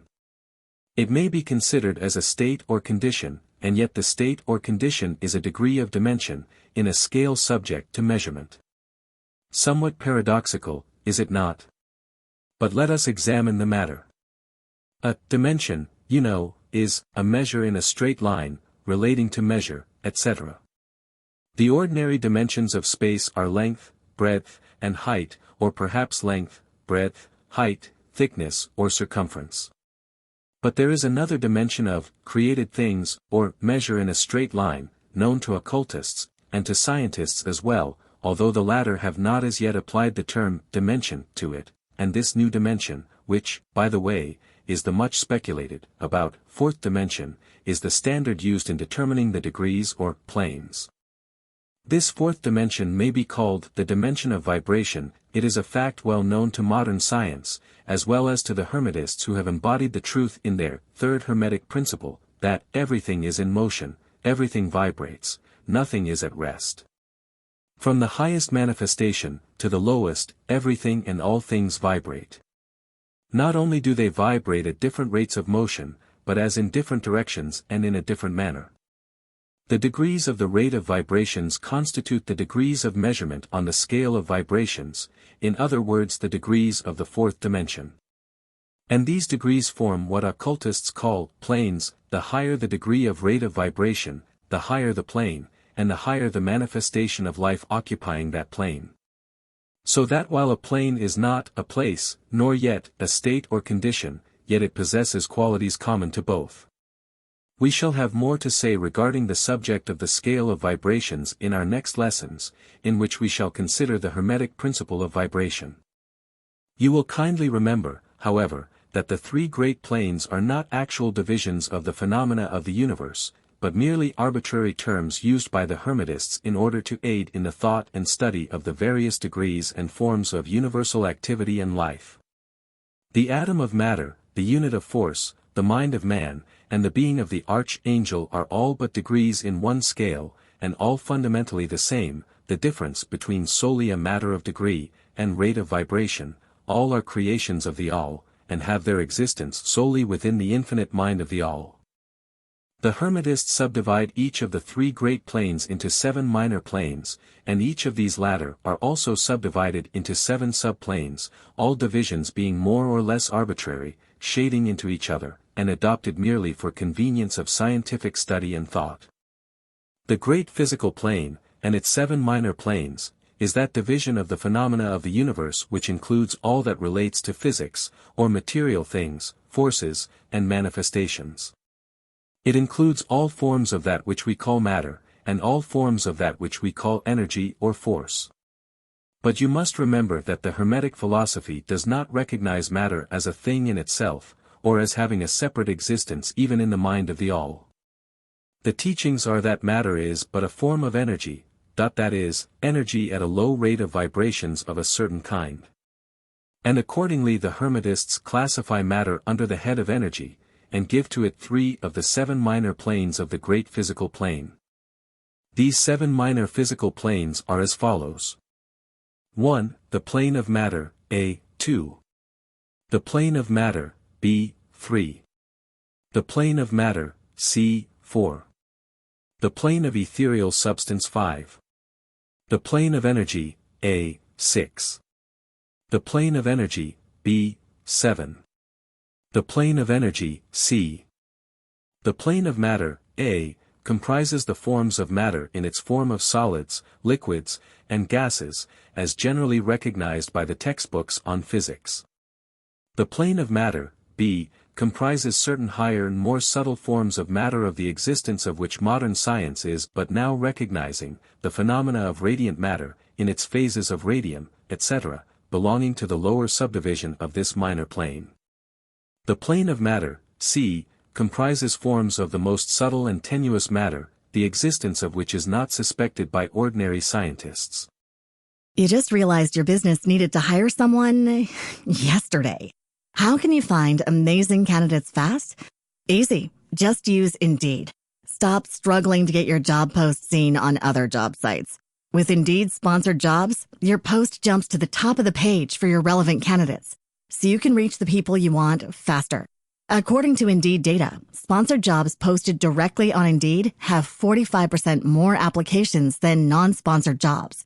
Don't wait any longer. Speed up your hiring right now with Indeed. And listeners of this show will get a $75 sponsored job credit to get your jobs more visibility at Indeed.com/ARTS. Just go to Indeed.com/ARTS right now and support our show by saying you heard about Indeed on this podcast. Terms and conditions apply. Hiring? Indeed is all you need. The plane of ethereal substance comprises that which science speaks of as the ether, a substance of extreme tenuity and elasticity, pervading all universal space, and acting as a medium for the transmission of waves of energy, such as light, heat, electricity, etc. This ethereal substance forms a connecting link between matter, so-called, and energy, and partakes of the nature of each. The Hermetic teachings, however, instruct that this plane has 7 subdivisions, as have all of the minor planes, and that in fact there are 7 ethers, instead of but 1. Next above the plane of ethereal substance comes the plane of energy, A, which comprises the ordinary forms of energy known to science, its 7 subplanes being, respectively, heat, light, magnetism, electricity, and attraction, including gravitation, cohesion, chemical affinity, etc., and several other forms of energy indicated by scientific experiments but not as yet named or classified. The plane of energy, B, comprises 7 subplanes of higher forms of energy not as yet discovered by science, but which have been called nature's finer forces, and which are called into operation in manifestations of certain forms of mental phenomena, and by which such phenomena becomes possible. The plane of energy, C, comprises 7 subplanes of energy so highly organized that it bears many of the characteristics of life, but which is not recognized by the minds of men on the ordinary plane of development, being available for the use on beings of the spiritual plane alone. Such energy is unthinkable to ordinary man, and may be considered almost as the divine power. The beings employing the same are as gods, compared even to the highest human types known to us. The great mental plane comprises those forms of living things known to us in ordinary life, as well as certain other forms not so well known except to the occultist. The classification of the 7 minor mental planes is more or less satisfactory and arbitrary, unless accompanied by elaborate explanations which are foreign to the purpose of this particular work, but we may as well mention them. They are as follows. 1. The plane of mineral mind. 2. The plane of elemental mind, A, 3. The plane of plant mind. 4. The plane of elemental mind, B, 5. The plane of animal mind. 6. The plane of elemental mind, C, 7. The plane of human mind. The plane of mineral mind comprises the states or conditions of the units or entities, or groups and combinations of the same, which animate the forms known to us as minerals, chemicals, etc. These entities must not be confounded with the molecules, atoms and corpuscles themselves, the latter being merely the material bodies or forms of these entities, just as a man's body is but his material form and not himself. These entities may be called souls, in one sense, and are living beings of a low degree of development, life, and mind, just a little more than the units of living energy, which comprise the higher subdivisions of the highest physical plane. The average mind does not generally attribute the possession of mind, soul, or life, to the mineral kingdom, but all occultists recognize the existence of the same, and modern science is rapidly moving forward to the point of view of the Hermetic, in this respect. The molecules, atoms and corpuscles have their loves and hates, likes and dislikes, attractions and repulsions, affinities and non-affinities, etc., and some of the more daring of modern scientific minds have expressed the opinion that the desire and will, emotions and feelings, of the atoms differ only in degree from those of men. We have no time or space to argue this matter here. All occultists know it to be a fact, and others are referred to some of the more recent scientific works for outside corroboration. There are the usual 7 subdivisions to this plane. The plane of elemental mind, A, comprises the state or condition, and degree of mental and vital development of a class of entities unknown to the average man, but recognized to occultists. They are invisible to the ordinary senses of man, but, nevertheless, exist and play their part of the drama of the universe. Their degree of intelligence is between that of the mineral and chemical entities on the one hand, and of the entities of the plant kingdom on the other. There are 7 subdivisions to this plane, also. The plane of plant mind, in its 7 subdivisions, comprises the states or conditions of the entities comprising the kingdoms of the plant world, the vital and mental phenomena of which is fairly well understood by the average intelligent person, many new and interesting scientific works regarding mind and life in plants having been published during the last decade. Plants have life, mind and souls, as well as have the animals, man, and Superman. The plane of elemental mind, B, in its 7 subdivisions, comprises the states and conditions of a higher form of elemental or unseen entities, playing their part in the general work of the universe, the mind and life of which form a part of the scale between the plane of plant mind and the plane of animal mind, the entities partaking of the nature of both. The plane of animal mind, in its 7 subdivisions, comprises the states and conditions of the entities, beings, or souls, animating the animal forms of life, familiar to us all. It is not necessary to go into details regarding this kingdom or plane of life, for the animal world is as familiar to us as is our own. The plane of elemental mind, C, in its 7 subdivisions, comprises those entities or beings, invisible as are all such elemental forms, which partake of the nature of both animal and human life in a degree and in certain combinations. The highest forms are semi-human in intelligence. The plane of human mind, in its 7 subdivisions, comprises those manifestations of life and mentality which are common to man, in his various grades, degrees, and divisions.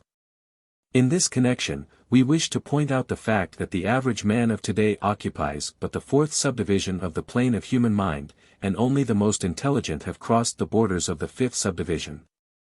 It has taken the race millions of years to reach this stage, and it will take many more years for the race to move on to the 6th and 7th subdivisions, and beyond. But, remember, that there have been races before us which have passed through these degrees, and then on to higher planes. Our own race is the 5th, with stragglers from the 4th, which has set foot upon the path. And then there are a few advanced souls of our own race who have outstripped the masses, and who have passed on to the 6th and 7th subdivision, and some few being still further on. The man of the 6th subdivision will be the Superman, he of the 7th will be the Overman. In our consideration of the 7 minor mental planes, we have merely referred to the 3 elementary planes in a general way. We do not wish to go into this subject in detail in this work, for it does not belong to this part of the general philosophy in teachings. But we may say this much, in order to give you a little clearer idea of the relations of these planes to the more familiar ones. The elementary planes bear the same relation to the planes of mineral, plant, animal and human mentality and life, that the black keys on the piano do to the white keys. The white keys are sufficient to produce music, but there are certain scales, melodies, and harmonies, in which the black keys play their part, and in which their presence is necessary. They are also necessary as connecting links of soul condition, entity states, etc., between the several other planes, certain forms of development being attained therein, this last fact giving to the reader who can read between the lines a new light upon the processes of evolution, and a new key to the secret door of the leaps of life, between kingdom and kingdom.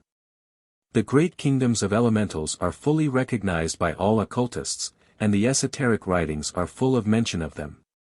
The readers of Bulwer's, Sinoni, and similar tales will recognize the entities inhabiting these planes of life. Passing on from the great mental plane to the great spiritual plane, what shall we say? How can we explain these higher states of being, life and mind, to minds as yet unable to grasp and understand the higher subdivisions of the plane of human mind? The task is impossible. We can speak only in the most general terms. How may light be described to a man born blind, how sugar, to a man who has never tasted anything sweet, how harmony, to one born deaf? All that we can say is that the 7 minor planes of the great spiritual plane, each minor plane having its 7 subdivisions, comprise beings possessing life, mind and form as far above that of man of today as the latter is above the earthworm, mineral or even certain forms of energy or matter.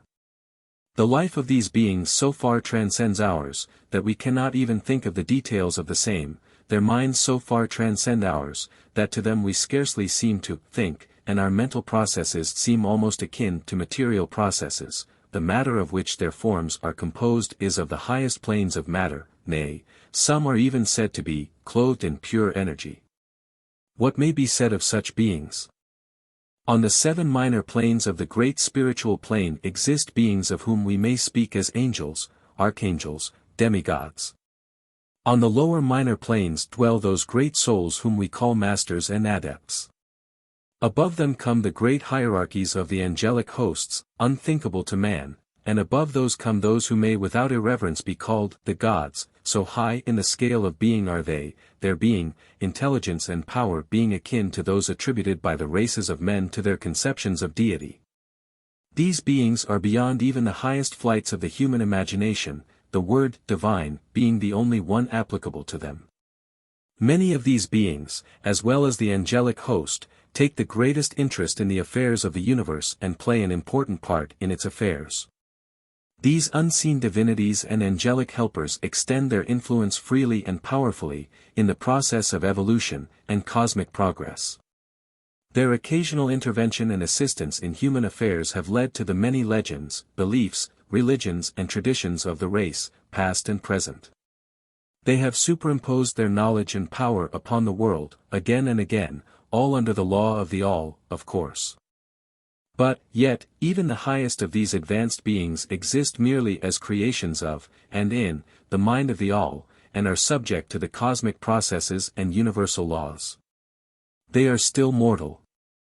We may call them gods, if we like, but still they are but the elder brethren of the race, the advanced souls who have outstripped their brethren, and who have foregone the ecstasy of absorption by the all, in order to help the race on its upward journey along the path. But, they belong to the universe, and are subject to its conditions, they are mortal, and their plane is below that of absolute spirit. Only the most advanced Hermetists are able to grasp the inner teachings regarding the state of existence, and the powers manifested on the spiritual planes. The phenomena is so much higher than that of the mental planes that a confusion of ideas would surely result from an attempt to describe the same. Only those whose minds have been carefully trained along the lines of the Hermetic philosophy for years, yes, those who have brought with them from other incarnations the knowledge acquired previously, can comprehend just what is meant by the teaching regarding these spiritual planes. And much of these inner teachings is held by the Hermetists as being too sacred, important and even dangerous for general public dissemination. The intelligent student may recognize what we mean by this when we state that the meaning of spirit as used by the Hermetists is akin to living power, animated force, inner essence, essence of life, etc., which meaning must not be confounded with that usually and commonly employed in connection with the term, i.e., religious, ecclesiastical, spiritual, ethereal, holy, etc., etc. To occultists the word spirit is used in the sense of the animating principle, carrying with it the idea of power, living energy, mystic force, etc. And occultists know that that which is known to them as spiritual power may be employed for evil as well as good ends, in accordance with the principle of polarity, a fact which has been recognized by the majority of religions in their conceptions of Satan, Beelzebub, the devil, Lucifer, fallen angels, etc. And so the knowledge regarding these planes has been kept in the Holy of Holies in all esoteric fraternities and occult orders, in the secret chamber of the temple. But this may be said here, that those who have attained high spiritual powers and have misused them, have a terrible fate in store for them, and the swing of the pendulum of rhythm will inevitably swing them back to the furthest extreme of material existence, from which point they must retrace their steps spiritward, along the weary rounds of the path, but always with the added torture of having always with them a lingering memory of the heights from which they fell owing to their evil actions. The legends of the fallen angels have a basis in actual facts, as all advanced occultists know. The striving for selfish power on the spiritual planes inevitably results in the selfish soul losing its spiritual balance and falling back as far as it had previously risen. But to even such a soul, the opportunity of a return is given, and such souls make the return journey, paying the terrible penalty according to the invariable law. In conclusion, we would again remind you that according to the principle of correspondence, which embodies the truth, as above so below, as below, so above, all of the 7 Hermetic principles are in full operation on all of the many planes, physical, mental and spiritual. The principle of mental substance of course applies to all the planes, for all are held in the mind of the all. The principle of correspondence manifests in all, for there is a correspondence, harmony and agreement between the several planes. The principle of vibration manifests on all planes. In fact, the very differences that go to make the planes arise from vibration, as we have explained. You just realized your business needed to hire someone yesterday. How can you find amazing candidates fast? Easy. Just use Indeed. Stop struggling to get your job post seen on other job sites. With Indeed sponsored jobs, your post jumps to the top of the page for your relevant candidates, so you can reach the people you want faster. According to Indeed data, sponsored jobs posted directly on Indeed have 45% more applications than non-sponsored jobs. Don't wait any longer. Speed up your hiring right now with Indeed. And listeners of this show will get a $75 sponsored job credit to get your jobs more visibility at Indeed.com/ARTS. Just go to Indeed.com/ARTS right now and support our show by saying you heard about Indeed on this podcast. Terms and conditions apply. Hiring? Indeed is all you need. The principle of polarity manifests on each plane, the extremes of the poles being apparently opposite and contradictory. The principle of rhythm manifests on each plane, the movement of the phenomena having its ebb and flow, rise and flow, incoming and outgoing. The principle of cause and effect manifests on each plane, every effect having its cause and every cause having its effect. The principle of gender manifests on each plane, the creative energy being always manifest, and operating along the lines of its masculine and feminine aspects. As above so below, as below, so above. This centuries-old Hermetic axiom embodies one of the great principles of universal phenomena. As we proceed with our consideration of the remaining principles, we will see even more clearly the truth of the universal nature of this great principle of correspondence. Chapter 9. Vibration. Nothing rests, everything moves, everything vibrates. The Kybalion. The great third Hermetic principle, the principle of vibration, embodies the truth that motion is manifest in everything in the universe, that nothing is at rest, that everything moves, vibrates, and circles. This Hermetic principle was recognized by some of the early Greek philosophers who embodied it in their systems. But, then, for centuries it was lost sight of by the thinkers outside of the Hermetic ranks. But in the 19th century physical science rediscovered the truth, and the 20th century scientific discoveries have added additional proof of the correctness and truth of this centuries-old Hermetic doctrine. The Hermetic teachings are that not only is everything in constant movement and vibration, but that the differences between the various manifestations of a universal power are due entirely to the varying rate and mode of vibrations. Not only this, but that even the all, in itself, manifests a constant vibration of such an infinite degree of intensity and rapid motion that it may be practically considered as at rest, the teachers directing the attention of the students to the fact that even on the physical plane a rapidly moving object, such as a revolving wheel, seems to be at rest. The teachings are to the effect that spirit is at one end of the pole of vibration, the other pole being certain extremely gross forms of matter. Between these two poles are millions upon millions of different rates and modes of vibration.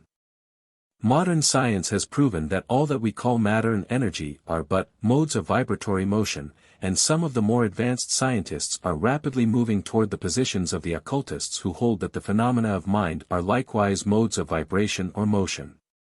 Let us see what science has to say regarding the question of vibrations in matter and energy. In the first place, science teaches that all matter manifests, in some degree, the vibrations arising from temperature or heat. Be an object cold or hot, both being but degrees of the same things, it manifests certain heat vibrations, and in that sense is in motion and vibration. Then all particles of matter are in circular movement, from corpuscle to suns. The planets revolve around suns, and many of them turn on their axes. The suns move around greater central points, and these are believed to move around still greater, and so on, ad infinitum. The molecules of which the particular kinds of matter are composed are in a state of constant vibration and movement around each other and against each other. The molecules are composed of atoms, which, likewise, are in a state of constant movement and vibration. The atoms are composed of corpuscles, sometimes called electrons, ions, etc., which also are in a state of rapid motion, revolving around each other, and which manifest a very rapid state and mode of vibration. And, so we see that all forms of matter manifest vibration, in accordance with the Hermetic principle of vibration. And so it is with the various forms of energy. Science teaches that light, heat, magnetism and electricity are but forms of vibratory motion connected in some way with, and probably emanating from the ether. Science does not as yet attempt to explain the nature of the phenomena known as cohesion, which is the principle of molecular attraction, nor chemical affinity, which is the principle of atomic attraction, nor gravitation, the greatest mystery of the three, which is the principle of attraction by which every particle or mass of matter is bound to every other particle or mass. These three forms of energy are not as yet understood by science, yet the writers incline to the opinion that these two are manifestations of some form of vibratory energy, a fact which the Hermetists have held and taught for ages past. The universal ether, which is postulated by science without its nature being understood clearly, is held by the Hermetists to be but a higher manifestation of that which is erroneously called matter, that is to say, matter at a higher degree of vibration, and is called by them the ethereal substance. The Hermetists teach that this ethereal substance is of extreme tenuity and elasticity, and pervades universal space, serving as a medium of transmission of waves of vibratory energy, such as heat, light, electricity, magnetism, etc. The teachings are that the ethereal substance is a connecting link between the forms of vibratory energy known as matter, on the one hand, and energy or force, on the other, and also that it manifests a degree of vibration, in rate and mode, entirely its own. Scientists have offered the illustration of a rapidly moving wheel, top, or cylinder, to show the effects of increasing rates of vibration. The illustration supposes a wheel, top, or revolving cylinder, running at a low rate of speed. We will call this revolving thing, the object, in following out the illustration. Let us suppose the object moving slowly. It may be seen readily, but no sound of its movement reaches the ear. The speed is gradually increased. In a few moments its movement becomes so rapid that a deep growl or low note may be heard. Then as the rate is increased the note rises one in the musical scale. Then, the motion being still further increased, the next highest note is distinguished. Then, one after another, all the notes of the musical scale appear, rising higher and higher as the motion is increased. Finally, when the motions have reached a certain rate, the final note perceptible to human ears is reached and the shrill, piercing shriek dies away, and silence follows. No sound is heard from the revolving object, the rate of motion being so high that the human ear cannot register the vibrations. Then comes the perception of rising degrees of heat. Then after quite a time the eye catches a glimpse of the object becoming a dull dark reddish color. As the rate increases, the red becomes brighter. Then as the speed is increased, the red melts into an orange. Then the orange melts into a yellow. Then follow, successively, the shades of green, blue, indigo, and finally violet, as the rate of speed increases. Then the violet shades away, and all color disappears, the human eye not being able to register them. But there are invisible rays emanating from the revolving object, the rays that are used in photographing, and other subtle rays of light. Then begin to manifest the peculiar rays known as the X-rays, etc., as the constitution of the object changes. Electricity and magnetism are emitted when the appropriate rate of vibration is attained.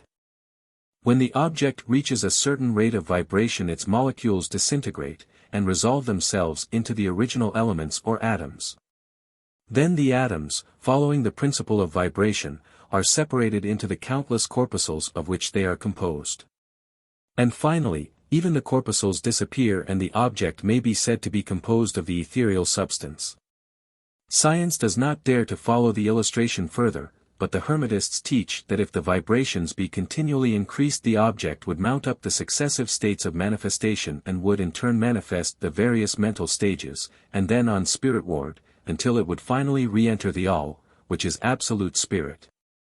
The object, however, would have ceased to be an object long before the stage of ethereal substance was reached, but otherwise the illustration is correct inasmuch as it shows the effect of constantly increased rates and modes of vibration.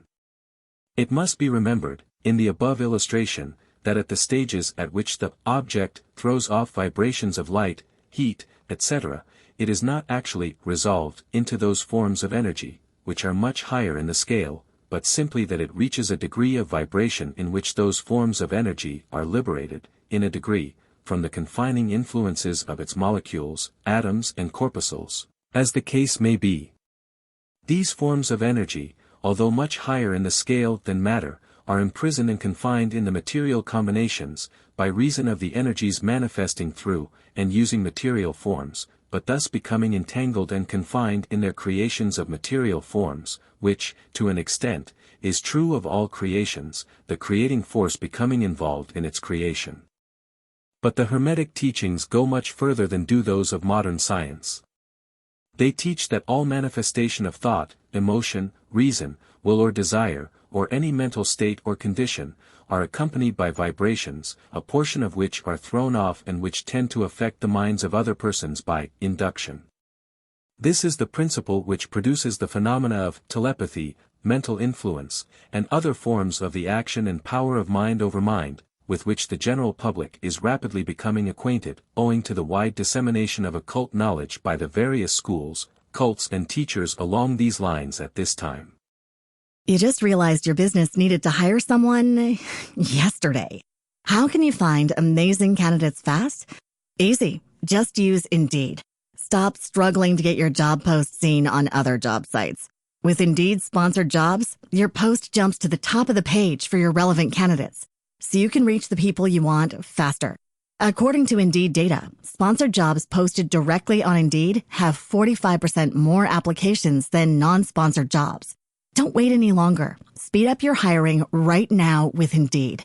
And listeners of this show will get a $75 sponsored job credit to get your jobs more visibility at Indeed.com/ARTS. Just go to Indeed.com/ARTS right now and support our show by saying you heard about Indeed on this podcast. Terms and conditions apply. Hiring? Indeed is all you need.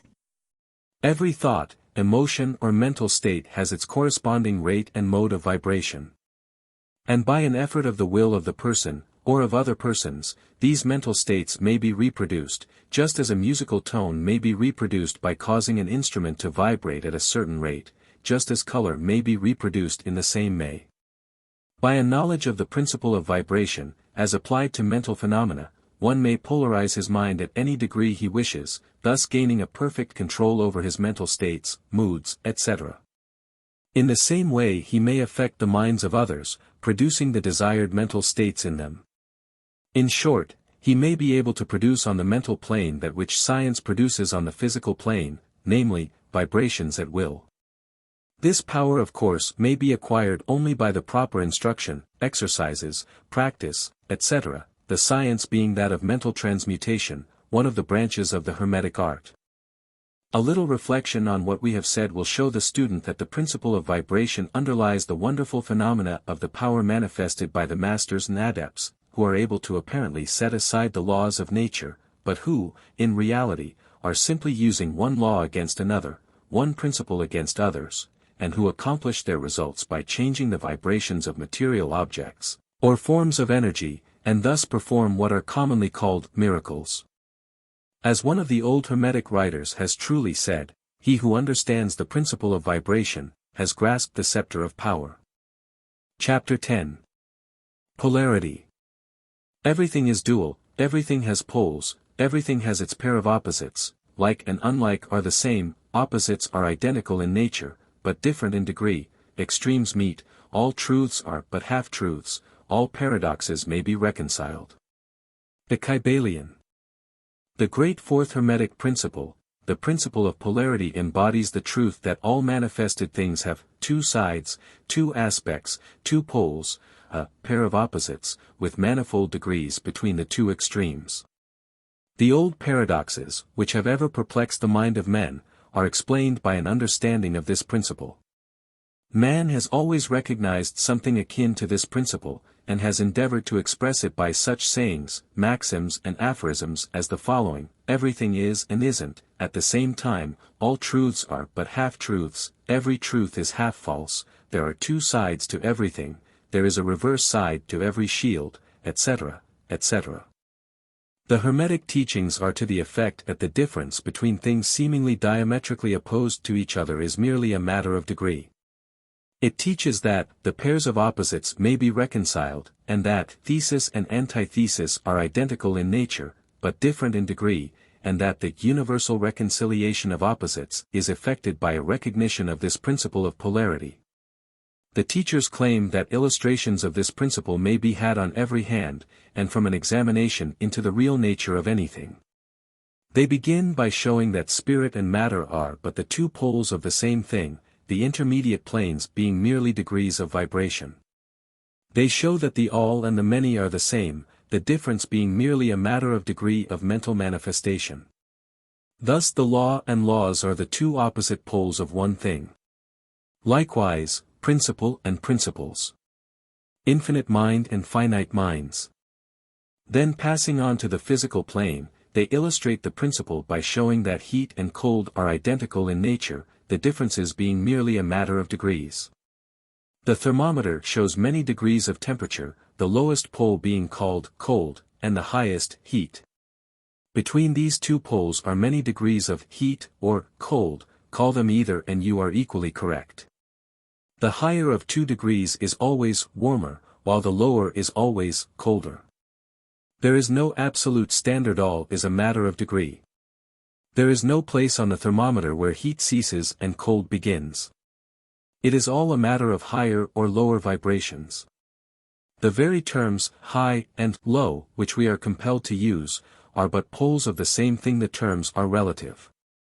So with east and west, travel around the world in an eastward direction, and you reach a point which is called west at your starting point, and you return from that westward point. Travel far enough north, and you will find yourself traveling south, or vice versa. Light and darkness are poles of the same thing, with many degrees between them. The musical scale is the same, starting with C, you move upward until you reach another C, and so on, the differences between the two ends of the board being the same, with many degrees between the two extremes. The scale of color is the same, higher and lower vibrations being the only difference between high violet and low red. Large and small are relative. So are noise and quiet, hard and soft follow the rule. Likewise sharp and dull. Positive and negative are two poles of the same thing, with countless degrees between them. Good and bad are not absolute, we call one end of the scale good and the other bad, or one end good and the other evil, according to the use of the terms. A thing is less good than the thing higher in the scale, but that less good thing, in turn, is more good than the thing next below it, and so on, the more or less being regulated by the position on the scale. And so it is on the mental plane. Love and hate are generally regarded as being things diametrically opposed to each other, entirely different, unreconcilable. But we apply the principle of polarity, we find that there is no such thing as absolute love or absolute hate, as distinguished from each other. The two are merely terms applied to the two poles of the same thing. Beginning at any point of the scale we find more love, or less hate, as we ascend the scale, and more hate or less love as we descend, this being true no matter from what point, high or low, we may start. There are degrees of love and hate, and there is a middle point where like and dislike become so faint that it is difficult to distinguish between them. Courage and fear come under the same rule. The pairs of opposites exist everywhere. Where you find one thing you find its opposite, the two poles. And it is this fact that enables the Hermetist to transmute one mental state into another, along the lines of polarization. Things belonging to different classes cannot be transmuted into each other, but things of the same class may be changed, that is, may have their polarity changed.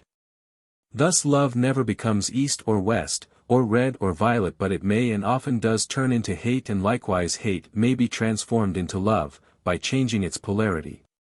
Courage may be transmuted into fear, and the reverse. Hard things may be rendered soft. Dull things become sharp. Hot things become cold. And so on, the transmutation always being between things of the same kind of different degrees. Take the case of a fearful man. By raising his mental vibrations along the line of fear, courage, he can be filled with the highest degree of courage and fearlessness. And, likewise, the slothful man may change himself into an active, energetic individual simply by polarizing along the lines of the desired quality.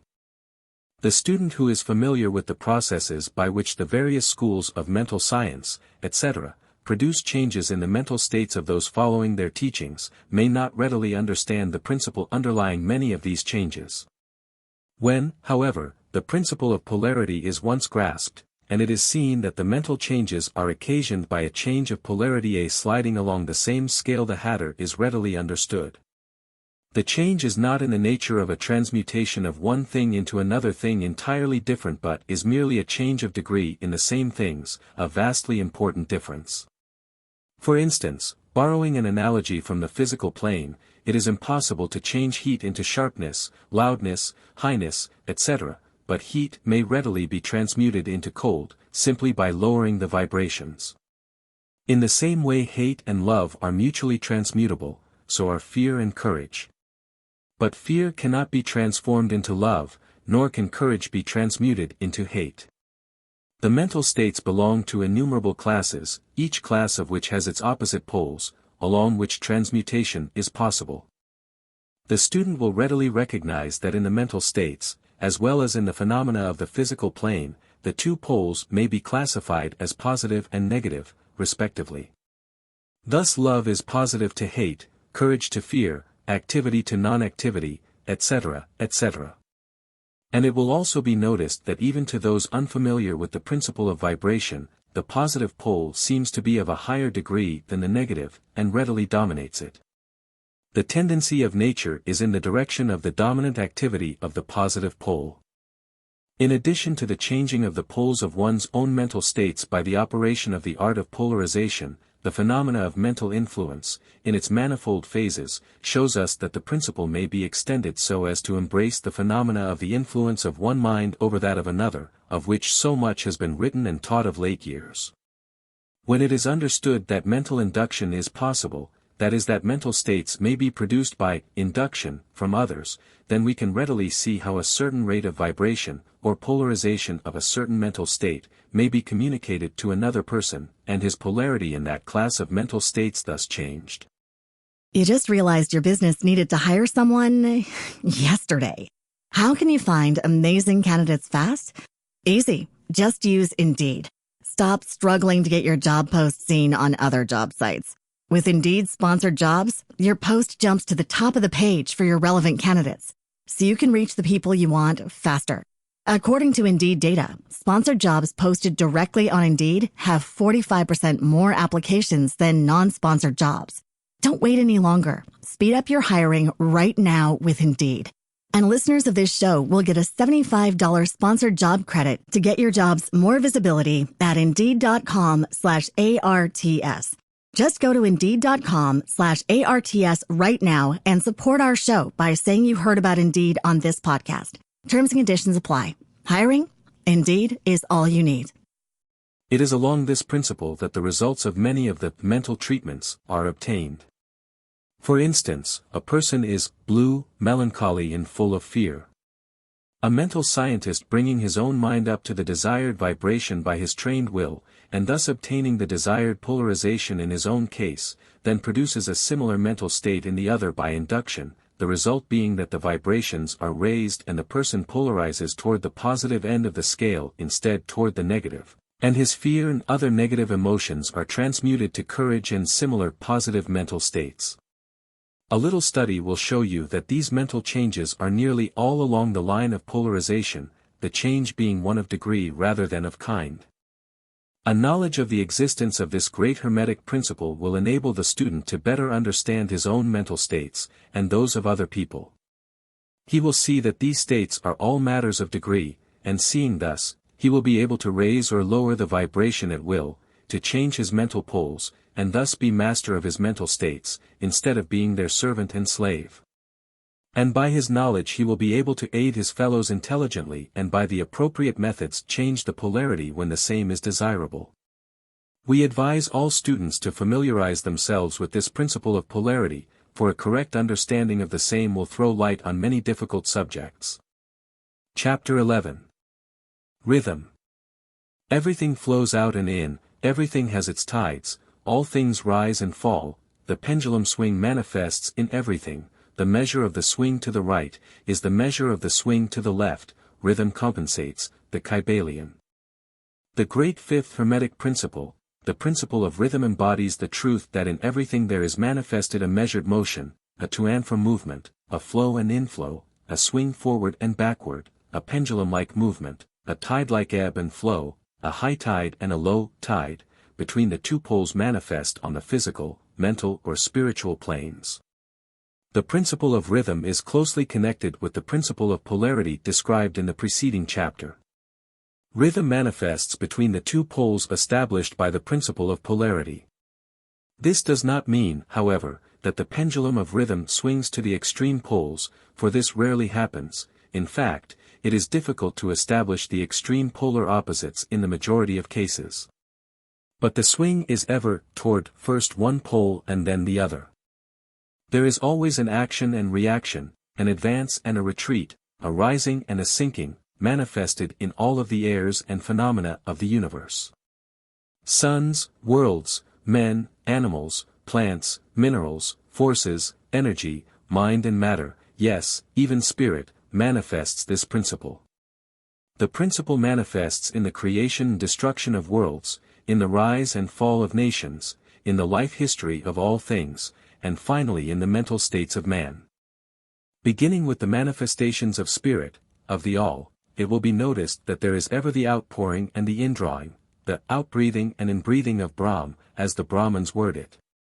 Universes are created, reach their extreme low point of materiality, and then begin in their upward swing. Suns spring into being, and then their height of power being reached, the process of retrogression begins, and after eons they become dead masses of matter, awaiting another impulse which starts again their inner energies into activity and a new solar life cycle is begun. And thus it is with all the worlds, they are born, grow and die, only to be reborn. And thus it is with all the things of shape and form, they swing from action to reaction, from birth to death, from activity to inactivity, and then back again. Thus it is with all living things, they are born, grow, and die, and then are reborn.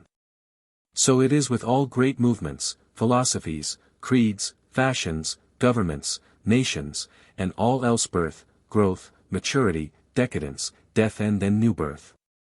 The swing of the pendulum is ever in evidence.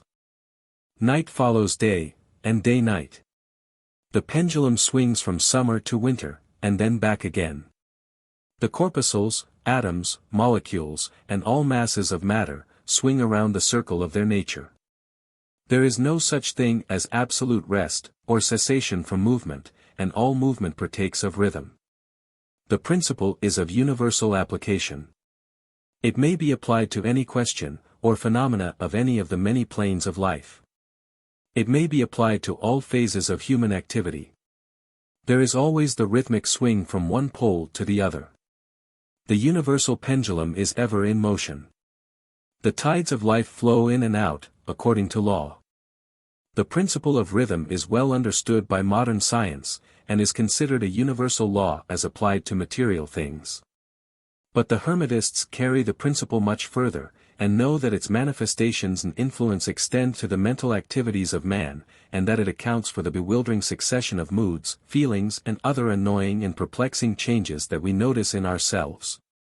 But the Hermetists by studying the operations of this principle have learned to escape some of its activities by transmutation. The Hermetic masters long since discovered that while the principle of rhythm was invariable, and ever in evidence in mental phenomena, still there were two planes of its manifestation so far as mental phenomena are concerned. They discovered that there were two general planes of consciousness, the lower and the higher, the understanding of which fact enabled them to rise to the higher plane and thus escape the swing of the rhythmic pendulum which manifested on the lower plane. In other words, the swing of the pendulum occurred on the unconscious plane, and the consciousness was not affected. This they call the law of neutralization. Its operations consist in the raising of the ego above the vibrations of the unconscious plane of mental activity, so that the negative swing of the pendulum is not manifested in consciousness, and therefore they are not affected. It is akin to rising above a thing and letting it pass beneath you.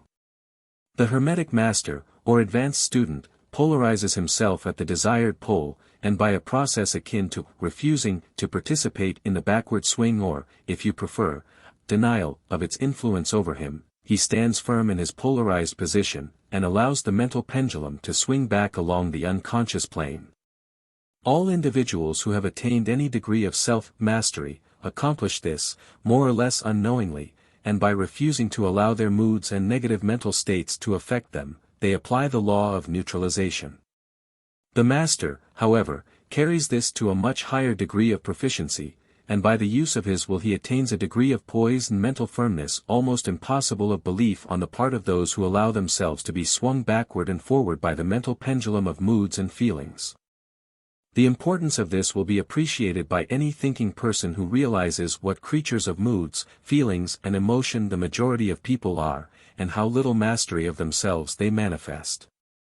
If you will stop and consider a moment, you will realize how much these swings of rhythm have affected you in your life, how a period of enthusiasm has been invariably followed by an opposite feeling and mood of depression. Likewise, your moods and periods of courage have been succeeded by equal moods of fear. And so it has ever been with the majority of persons. Tides of feeling have ever risen and fallen with them, but they have never suspected the cause or reason of the mental phenomena. An understanding of the workings of this principle will give one the key to the mastery of these rhythmic swings of feeling, and will enable him to know himself better and to avoid being carried away by these inflows and outflows. The will is superior to the conscious manifestation of this principle, although the principle itself can never be destroyed. We may escape its effects, but the principle operates, nevertheless. The pendulum ever swings, although we may escape being carried along with it. There are other features of the operation of this principle of rhythm of which we wish to speak at this point. There comes into its operations that which is known as the law of compensation. One of the definitions or meanings of the word compensate is to counterbalance, which is the sense in which the Hermetists use the term. It is this law of compensation to which the Kybalion refers when it says, the measure of the swing to the right is the measure of the swing to the left, rhythm compensates. The law of compensation is that the swing in one direction determines the swing in the opposite direction, or to the opposite pole the one balances, or counterbalances, the other. On the physical plane we see many examples of this law. The pendulum of the clock swings a certain distance to the right, and then an equal distance to the left. The seasons balance each other in the same way. The tides follow the same law. And the same law is manifested in all the phenomena of rhythm. The pendulum, with a short swing in one direction, has but a short swing in the other, while the long swing to the right invariably means the long swing to the left. An object hurled upward to a certain height has an equal distance to traverse on its return. The force with which a projectile is sent upward a mile is reproduced when the projectile returns to the earth on its return journey. This law is constant on the physical plane, as reference to the standard authorities will show you. But the Hermetists carry it still further. They teach that a man's mental states are subject to the same law. The man who enjoys keenly, is subject to keen suffering, while he who feels but little pain is capable of feeling but little joy. The pig suffers but little mentally, and enjoys but little, he is compensated.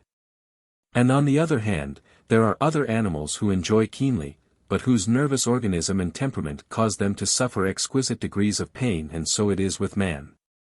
There are temperaments which permit of but low degrees of enjoyment, and equally low degrees of suffering, while there are others which permit the most intense enjoyment, but also the most intense suffering.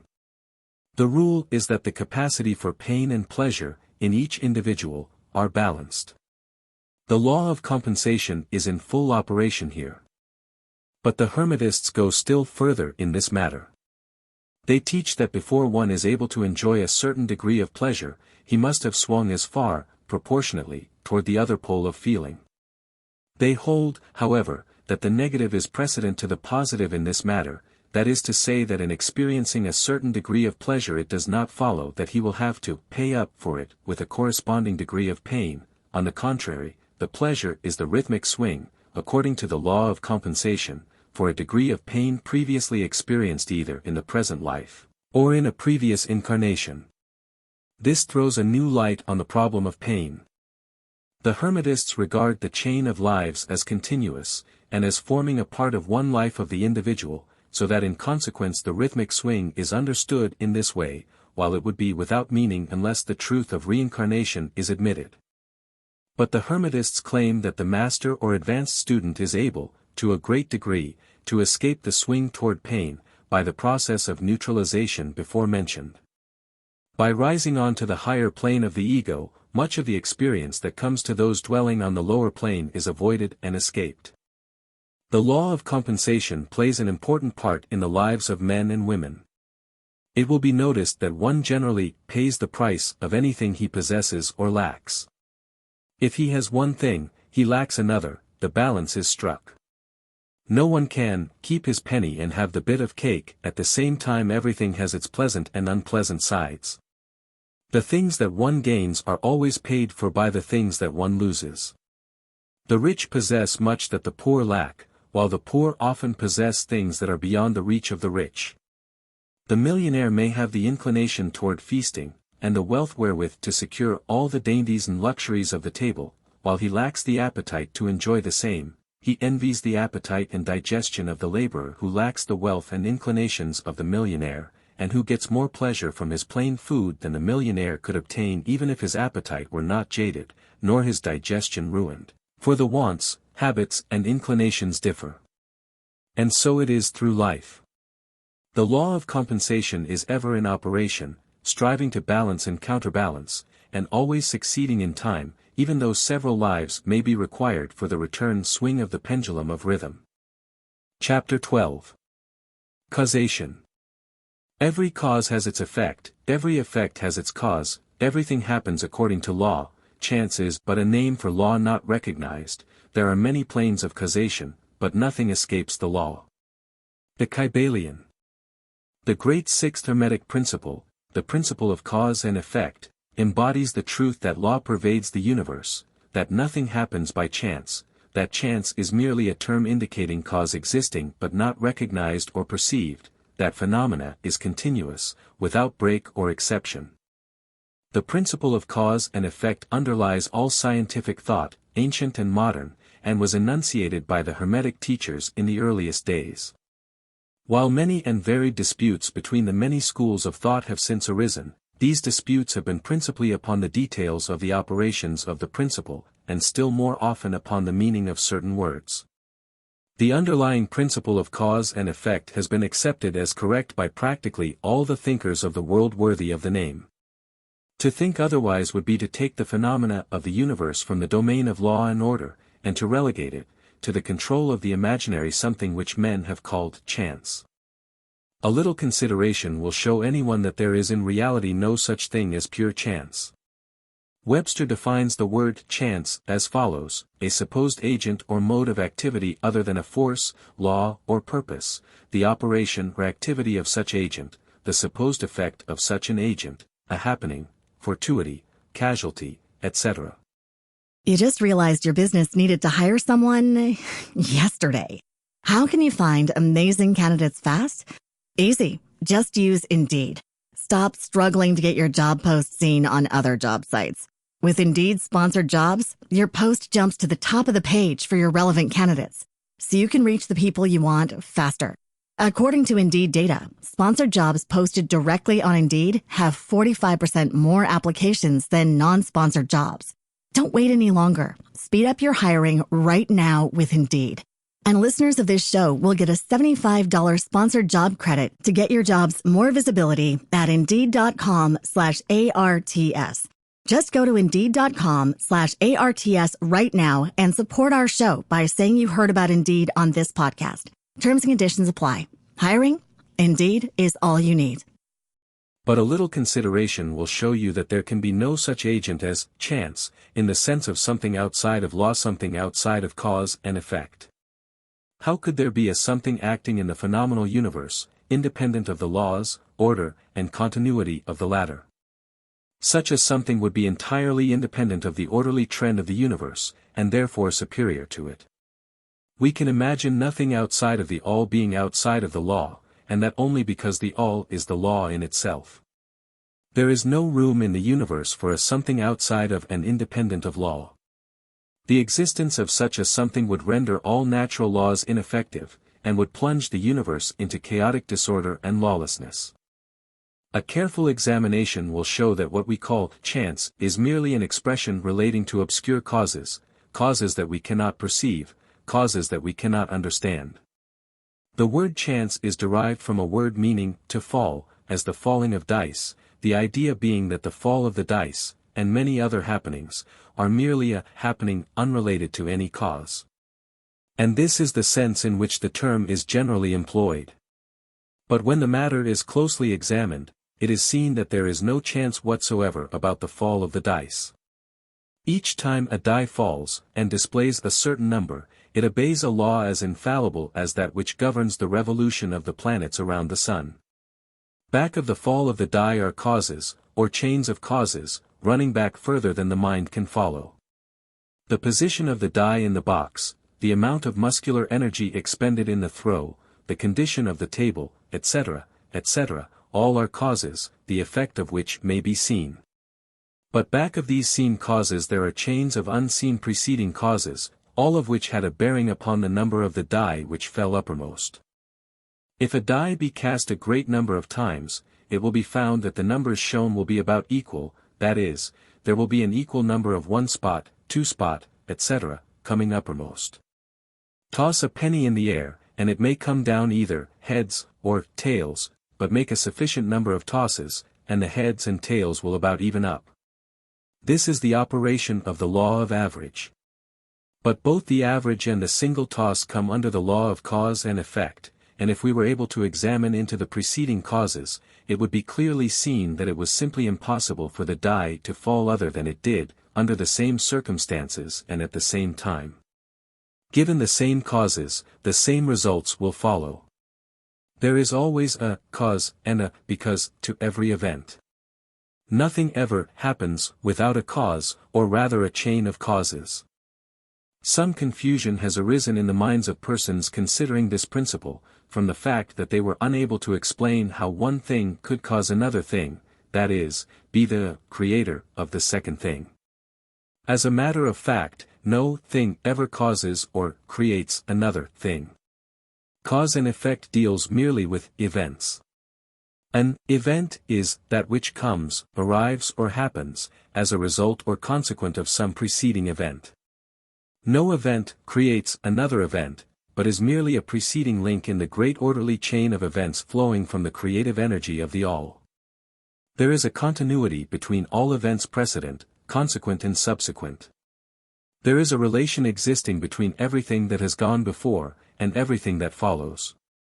A stone is dislodged from a mountainside and crashes through a roof of a cottage in the valley below. At first sight we regard this as a chance effect, but when we examine the matter we find a great chain of causes behind it. In the first place there was the rain which softened the earth supporting the stone and which allowed it to fall, then back of that was the influence of the sun, other rains, etc., which gradually disintegrated the piece of rock from a larger piece. Then there were the causes which led to the formation of the mountain, and its upheaval by convulsions of nature, and so on ad infinitum. Then we might follow up the causes behind the rain, etc. Then we might consider the existence of the roof. In short, we would soon find ourselves involved in a mesh of cause and effect, from which we would soon strive to extricate ourselves. Just as a man has 2 parents, and 4 grandparents, and 8 great-grandparents, and 16 great-great-grandparents, and so on until when, say, 40 generations are calculated the numbers of ancestors run into many millions, so it is with the number of causes behind even the most trifling event or phenomena, such as the passage of a tiny speck of soot before your eye. It is not an easy matter to trace the bit of soot hacked to the early period of the world's history when it formed a part of a massive tree trunk, which was afterward converted into coal, and so on, until as the speck of soot it now passes before your vision on its way to other adventures. And a mighty chain of events, causes and effects, brought it to its present condition, and the later is but one of the chain of events which will go to produce other events hundreds of years from now. One of the series of events arising from the tiny bit of soot was the writing of these lines, which caused the typesetter to perform certain work, the proofreader to do likewise, and which will arouse certain thoughts in your mind, and that of others, which in turn will affect others, and so on, and on, and on, beyond the ability of man to think further, and all from the passage of a tiny bit of soot, all of which shows the relativity and association of things, and the further fact that there is no great, there is no small, in the mind that causeth all. Stop to think a moment. If a certain man had not met a certain maid, away back in the dim period of the Stone Age, you who are now reading these lines would not now be here. And if, perhaps, the same couple had failed to meet, we who now write these lines would not now be here. And the very act of writing, on our part, and the act of reading, on yours, will affect not only the respective lives of yourself and ourselves, but will also have a direct, or indirect, effect upon many other people now living and who will live in the ages to come. Every thought we think, every act we perform, has its direct and indirect results which fit into the great chain of cause and effect. We do not wish to enter into a consideration of free will, or determinism, in this work, for various reasons. Among the many reasons, is the principal one that neither side of the controversy is entirely right. In fact, both sides are partially right, according to the Hermetic teachings. The principle of polarity shows that both are but half-truths, the opposing poles of truth. The teachings are that a man may be both free and yet bound by necessity, depending upon the meaning of the terms, and the height of truth from which the matter is examined. The ancient writers expressed the matter thus: the further the creation is from the center, the more it is bound, the nearer the center it reaches, the nearer free is it. The majority of people are more or less the slaves of heredity, environment, etc., and manifest very little freedom. They are swayed by the opinions, customs and thoughts of the outside world, and also by their emotions, feelings, moods, etc. They manifest no mastery, worthy of the name. They indignantly repudiate this assertion, saying, "Why, I certainly am free to act and do as I please, I do just what I want to do," but they fail to explain whence arise the "want to" and "as I please." What makes them want to do one thing in preference to another? What makes them please to do this, and not do that? Is there no because to their pleasing and wanting?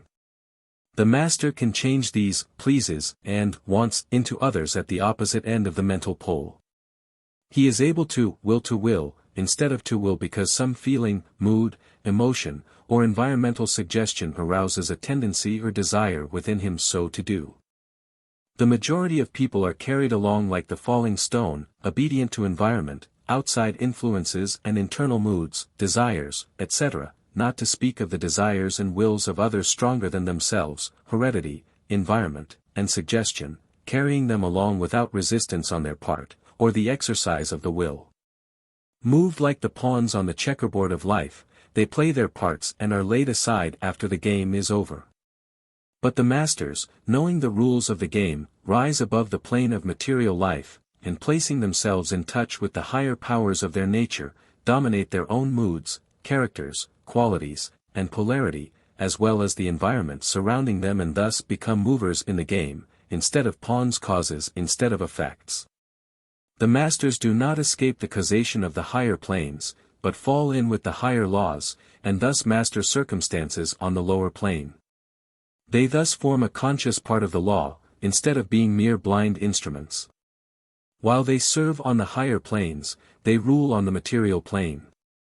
But, on higher and on lower, the law is always in operation. There is no such thing as chance. The blind goddess has been abolished by reason. We are able to see now, with eyes made clear by knowledge, that everything is governed by universal law, that the infinite number of laws are but manifestations of the one great law, the law which is the all. It is true indeed that not a sparrow drops unnoticed by the mind of the AL, that even the hairs on our head are numbered, as the scriptures have said there is nothing outside of law, nothing that happens contrary to it. And yet, do not make the mistake of supposing that man is but a blind automaton. Far from that. You just realized your business needed to hire someone yesterday. How can you find amazing candidates fast? Easy. Just use Indeed. Stop struggling to get your job post seen on other job sites.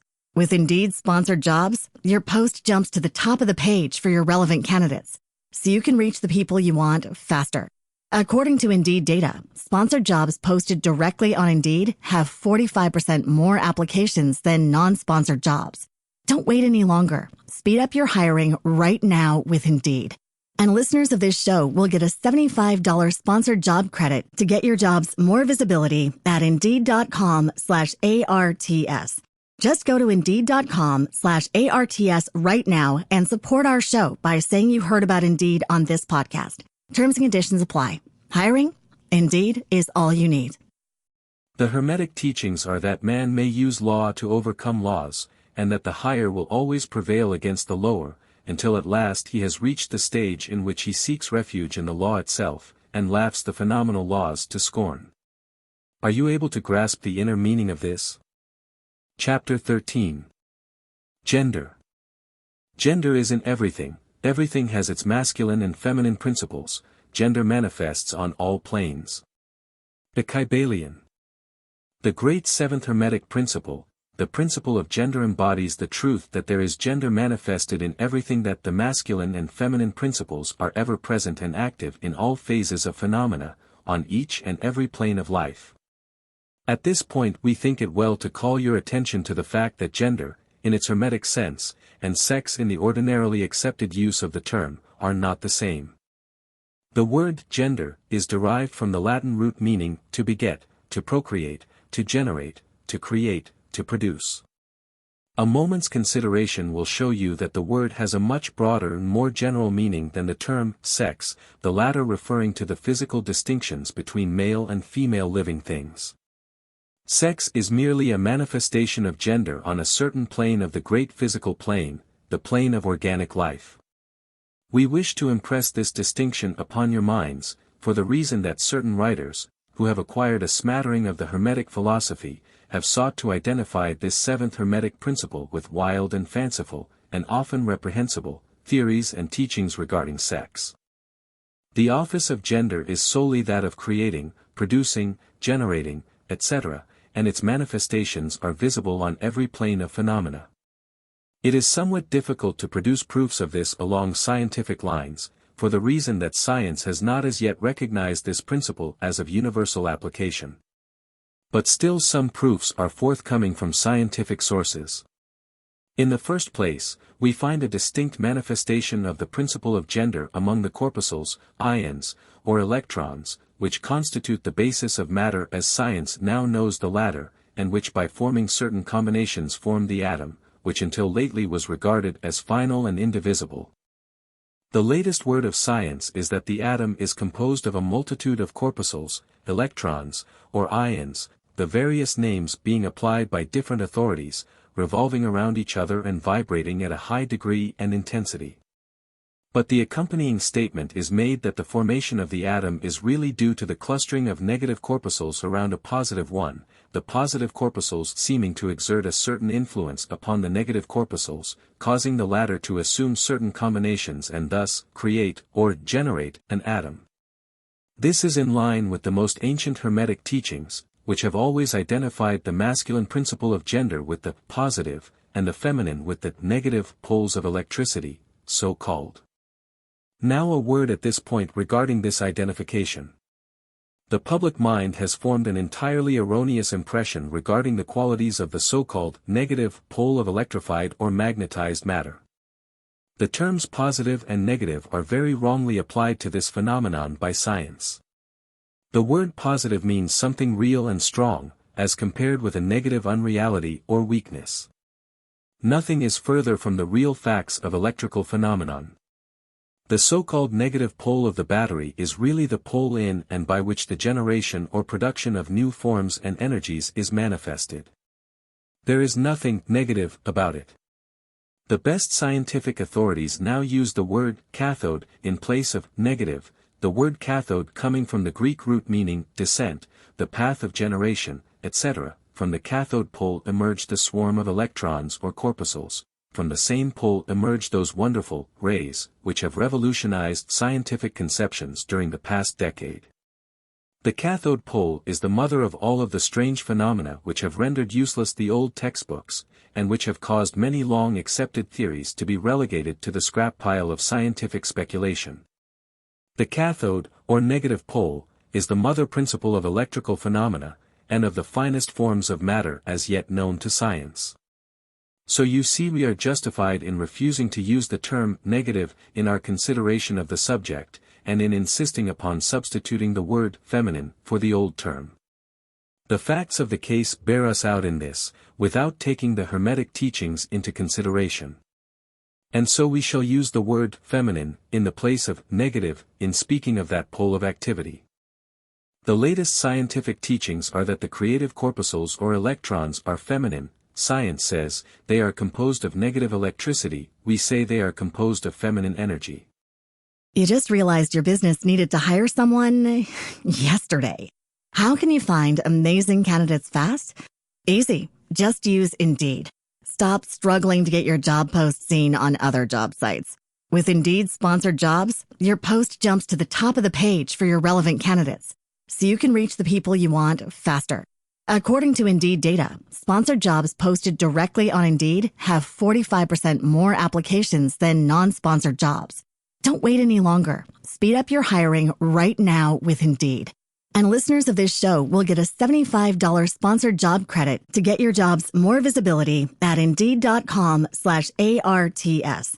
Just go to Indeed.com/ARTS right now and support our show by saying you heard about Indeed on this podcast.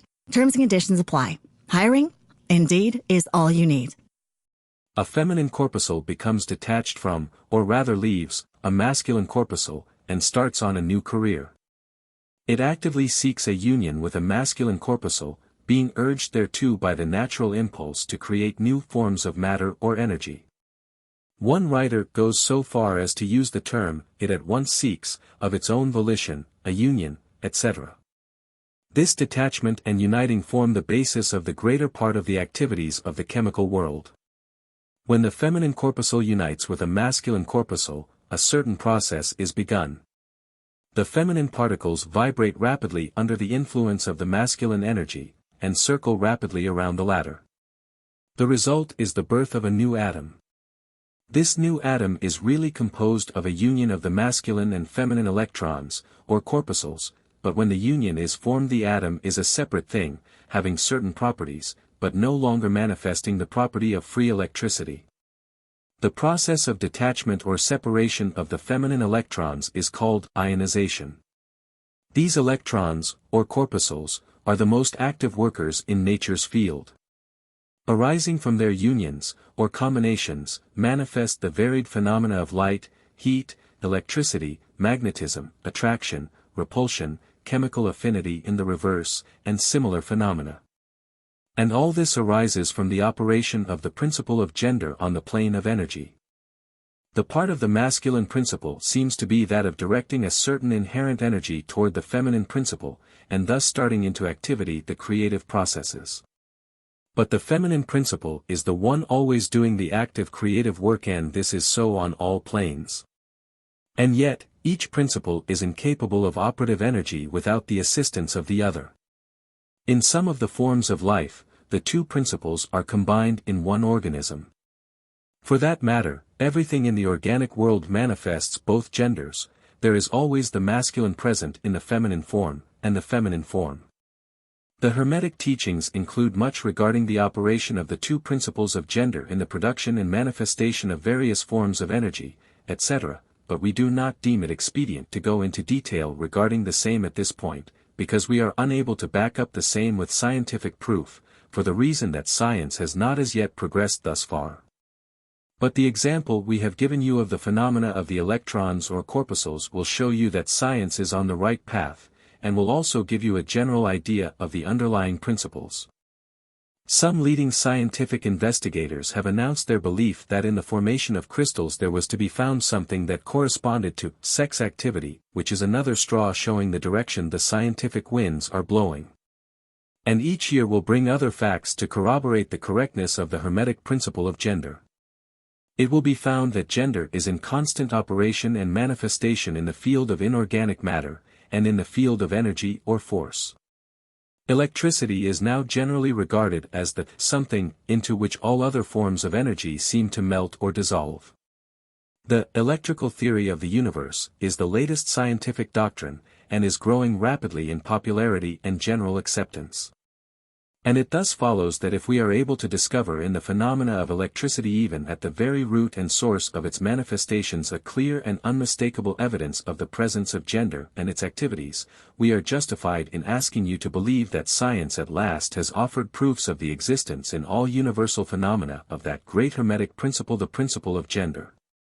It is not necessary to take up your time with the well-known phenomena of the attraction and repulsion of the atoms, chemical affinity, the loves and hates of the atomic particles, the attraction or cohesion between the molecules of matter.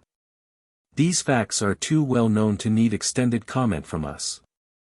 But, have you ever considered that all of these things are manifestations of the gender principle? Can you not see that the phenomena is, on all fours, with that of the corpuscles or electrons?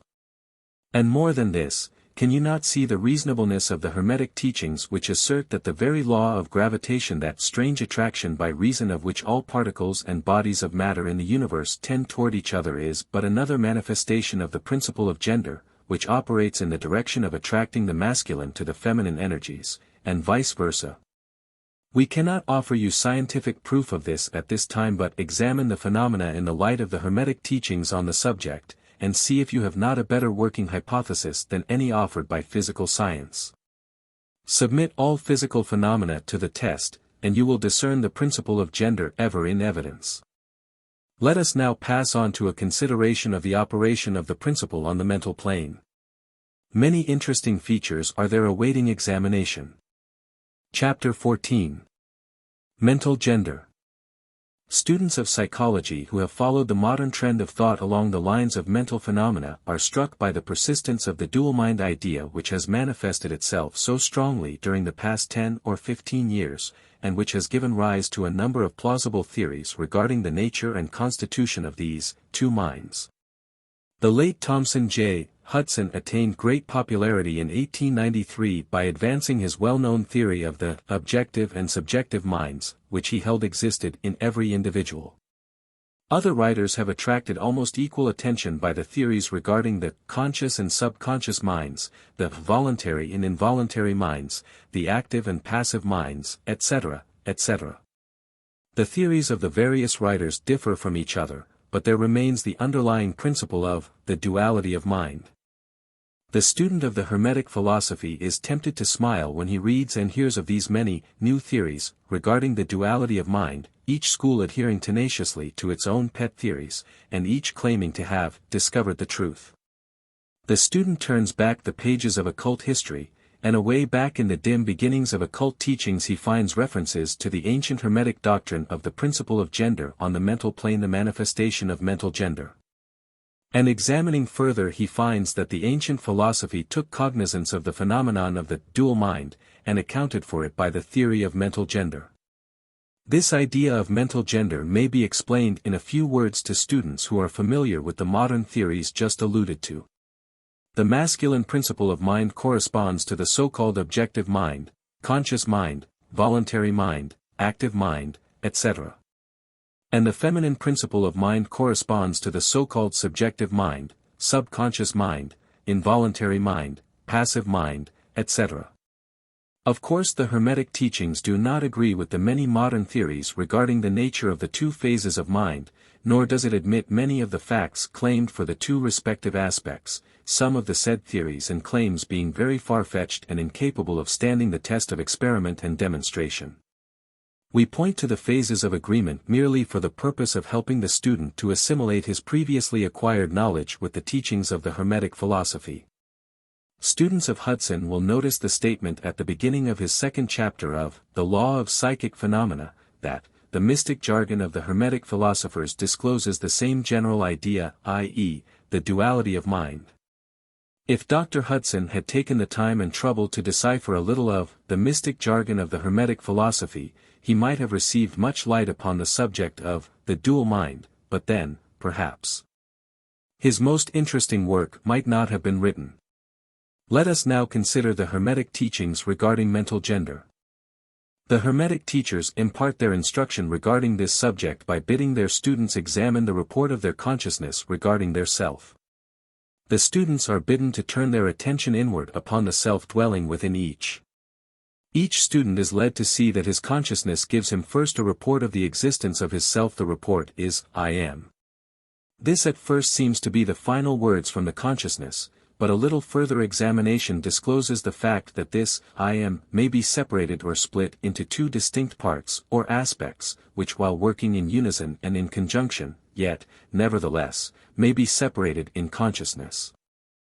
While at first there seems to be only an I existing, a more careful and closer examination reveals the fact that there exists an I and a me. These mental twins differ in their characteristics and nature, and an examination of their nature and the phenomena arising from the same will throw much light upon many of the problems of mental influence. Let us begin with a consideration of the me, which is usually mistaken for the I by the student, until he presses the inquiry a little further back into the recesses of consciousness. A man thinks of his self, in its aspect of me, as being composed of certain feelings, tastes, likes, dislikes, habits, peculiar ties, characteristics, etc., all of which go to make up his personality, or that a self known to himself and others. He knows that these emotions and feelings change, are born and die away, are subject to the principle of rhythm, and the principle of polarity, which take him from one extreme of feeling to another. He also thinks of the me as being certain knowledge gathered together in his mind, and thus forming a part of himself. This is the me of a man. But we have proceeded too hastily. The me of many men may be said to consist largely of their consciousness of the body and their physical appetites, etc. You just realized your business needed to hire someone yesterday. How can you find amazing candidates fast? Easy. Just use Indeed. Stop struggling to get your job post seen on other job sites. With Indeed sponsored jobs, your post jumps to the top of the page for your relevant candidates, so you can reach the people you want faster. According to Indeed data, sponsored jobs posted directly on Indeed have 45% more applications than non-sponsored jobs. Don't wait any longer. Speed up your hiring right now with Indeed.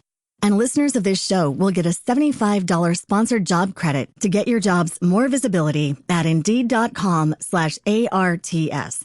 Just go to Indeed.com/ARTS right now and support our show by saying you heard about Indeed on this podcast. Terms and conditions apply. Hiring? Indeed is all you need. Their consciousness being largely bound up with their bodily nature, they practically live there. Some men even go so far as to regard their personal apparel as a part of their me, and actually seem to consider it a part of themselves. A writer has humorously said that men consist of three parts: soul, body, and clothes. These clothes-conscious people would lose their personality if divested of their clothing by savages upon the occasion of a shipwreck. But even many who are not so closely bound up with the idea of personal raiment stick closely to the consciousness of their bodies being their me. They cannot conceive of a self independent of the body. Their mind seems to them to be practically a something belonging to their body, which in many cases it is indeed. But as man rises in the scale of consciousness, he is able to disentangle his me from his idea of body, and is able to think of his body as belonging to the mental part of him. But even then he is very apt to identify that me entirely with the mental states, feelings, etc., which he feels to exist within him. He is very apt to consider these internal states as identical with himself, instead of their being simply things produced by some part of his mentality, and existing within him, of him, and in him, but still not himself. He sees that he may change these internal states of feelings by all effort of will, and that he may produce a feeling or state of an exactly opposite nature, in the same way, and yet the same me exists. And so after a while he is able to set aside these various mental states, emotions, feelings, habits, qualities, characteristics, and other personal mental belongings. He is able to set them aside in the not me collection of curiosities and encumbrances, as well as valuable possessions. This requires much mental concentration and power of mental analysis on the part of the student. But still the task is possible for the advanced student, and even those not so far advanced are able to see, in the imagination, how the process may be performed. After this laying aside process has been performed, the student will find himself in conscious possession of a self which may be considered in its I and me dual aspects. The me will be felt to be a something mental in which thoughts, ideas, emotions, feelings, and other mental states may be produced. It may be considered as the mental womb, as the ancients styled it, capable of generating mental offspring. It reports to the consciousness as a me with latent powers of creation and generation of mental progeny of all sorts and kinds. Its powers of creative energy are felt to be enormous. But still it seems to be conscious that it must receive some form of energy from either its I companion, or else from some other I ere it is able to bring into being its mental creations. This consciousness brings with it a realization of an enormous capacity for mental work and creative ability. But the student soon finds that this is not all that he finds within his inner consciousness. He finds that there exists a mental something which is able to will that the me act along certain creative lines, and which is also able to stand aside and witness the mental creation. This part of himself he is taught to call his I. He is able to rest in its consciousness at will. He finds there not a consciousness of an ability to generate and actively create, in the sense of the gradual process attendant upon mental operations, but rather a sense and consciousness of an ability to project an energy from the I to the me, a process of willing that the mental creation begin and proceed. He also finds that the I is able to stand aside and witness the operations of the me's mental creation and generation. There is this dual aspect in the mind of every person. The I represents the masculine principle of mental gender, the me represents the female principle. The I represents the aspect of being, the me the aspect of becoming. You will notice that the principle of correspondence operates on this plane just as it does upon the great plane upon which the creation of universes is performed. The two are similar in kind, although vastly different in degree. As above, so below, as below, so above. These aspects of mind, the masculine and feminine principles, the I and the me, considered in connection with the well-known mental and psychic phenomena, give the master key to these dimly known regions of mental operation and manifestation. The principle of mental gender gives the truth underlying the whole field of the phenomena of mental influence, etc. The tendency of the feminine principle is always in the direction of receiving impressions, while the tendency of the masculine principle is always in the direction of giving out or expressing. The feminine principle has much more varied field of operation than has the masculine principle. The feminine principle conducts the work of generating new thoughts, concepts, ideas, including the work of the imagination. The masculine principle contents itself with the work of the will in its varied phases. And yet, without the active aid of the will of the masculine principle, the feminine principle is apt to rest content with generating mental images which are the result of impressions received from outside, instead of producing original mental creations. Persons who can give continued attention and thought to a subject actively employ both of the mental principles, the feminine in the work of the mental generation, and the masculine will in stimulating and energizing the creative portion of the mind.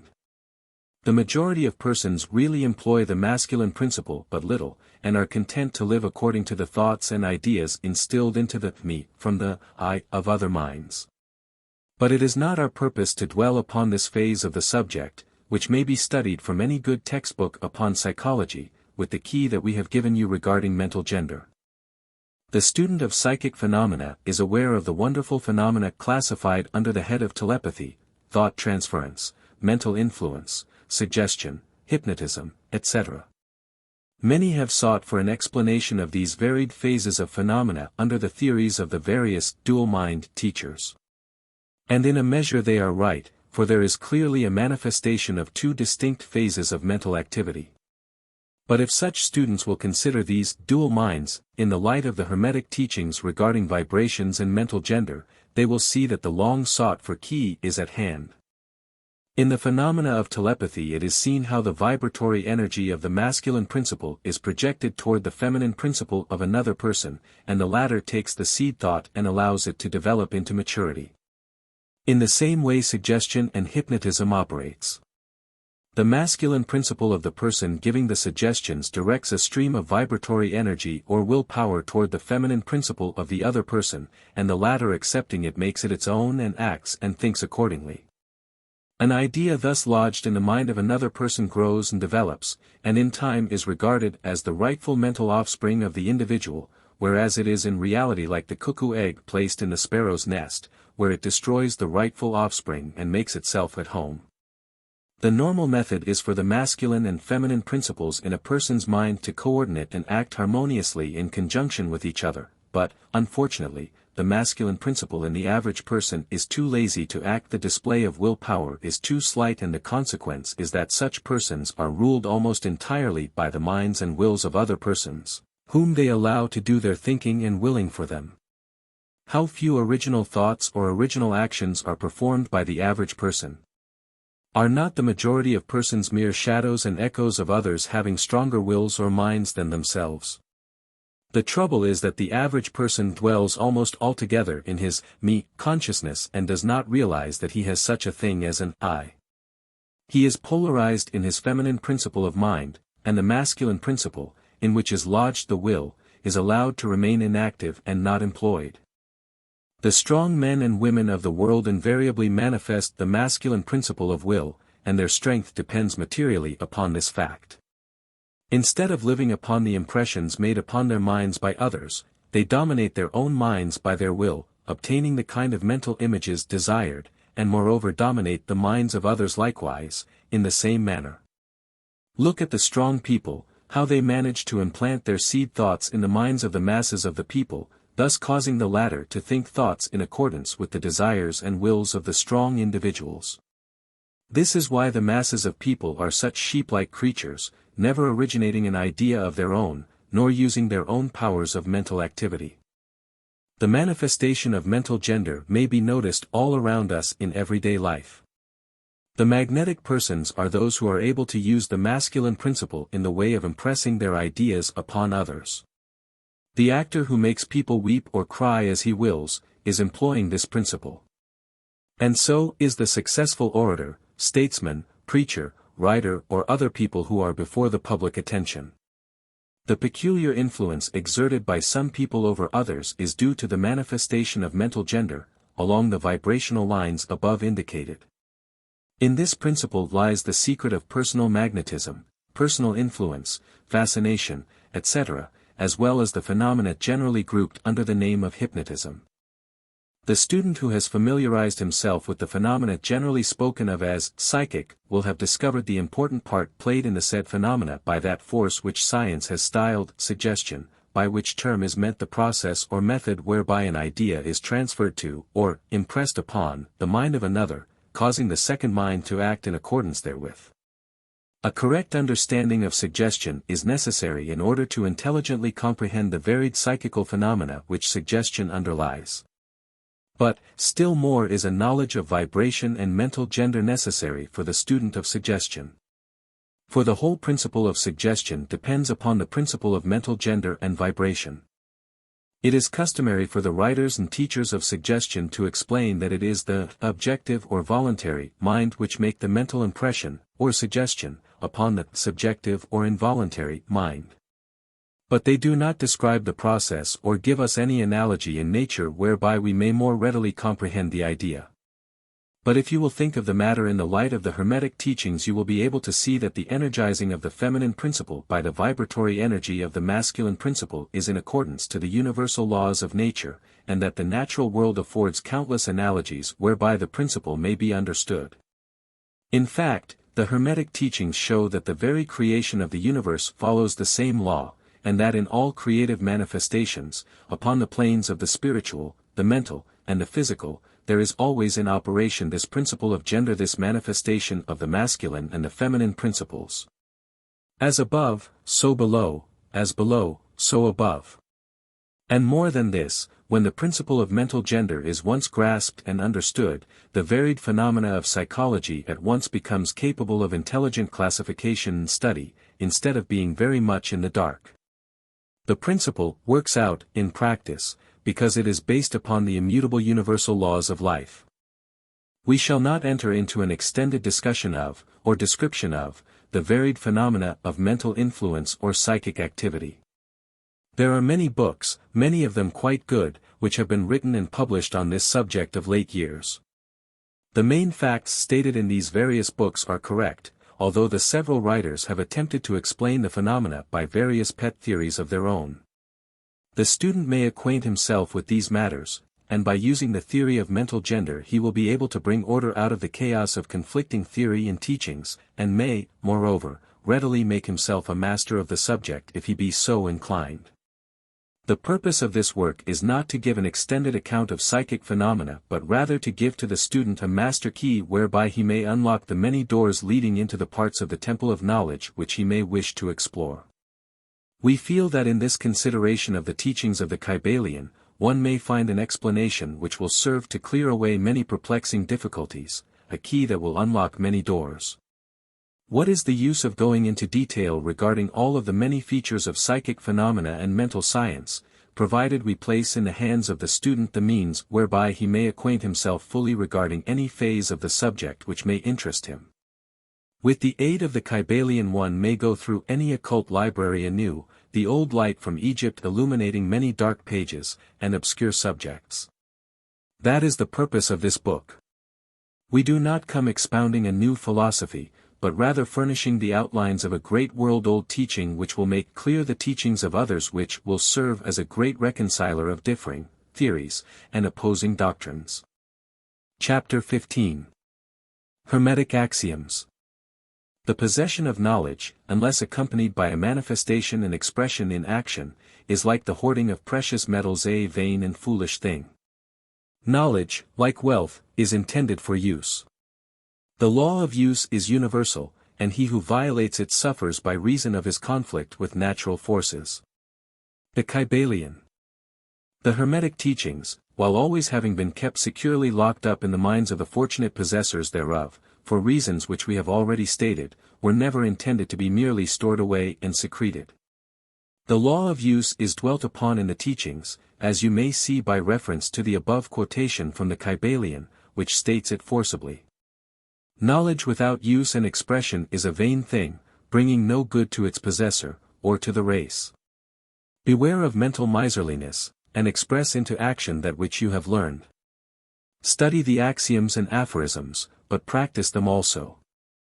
We give below some of the more important Hermetic axioms, from the Kybalion, with a few comments added to each. Make these your own, and practice and use them, for they are not really your own until you have used them. To change your mood or mental state, change your vibration. The Kybalion. One may change his mental vibrations by an effort of will, in the direction of deliberately fixing the attention upon a more desirable state. Will directs the attention, and attention changes the vibration. Cultivate the art of attention, by means of the will, and you have solved the secret of the mastery of moods and mental states. To destroy an undesirable rate of mental vibration, put into operation the principle of polarity and concentrate upon the opposite pole to that which you desire to suppress. Kill out the undesirable by changing its polarity. The Kybalion. This is one of the most important of the Hermetic formulas. It is based upon true scientific principles. We have shown you that a mental state and its opposite were merely the two poles of one thing, and that by mental transmutation the polarity might be reversed. This principle is known to modern psychologists, who apply it to the breaking up of undesirable habits by bidding their students concentrate upon the opposite quality. If you are possessed of fear, do not waste time trying to kill out fear, but instead cultivate the quality of courage, and the fear will disappear. Some writers have expressed this idea most forcibly by using the illustration of the dark room. You do not have to shovel out or sweep out the darkness, but by merely opening the shutters and letting in the light the darkness has disappeared. To kill out a negative quality, concentrate upon the positive pole of that same quality, and the vibrations will gradually change from negative to positive, until finally you will become polarized on the positive pole instead of the negative. The reverse is also true, as many have found out to their sorrow, when they have allowed themselves to vibrate too constantly on the negative pole of things. By changing your polarity you may master your moods, change your mental states, remake your disposition, and build up character. Much of the mental mastery of the advanced Hermetics is due to this application of polarity, which is one of the important aspects of mental transmutation. Remember the Hermetic axiom, quoted previously, which says, "Mind, as well as metals and elements, may be transmuted from state to state, degree to degree, condition to condition, pole to pole, vibration to vibration." The Kybalion.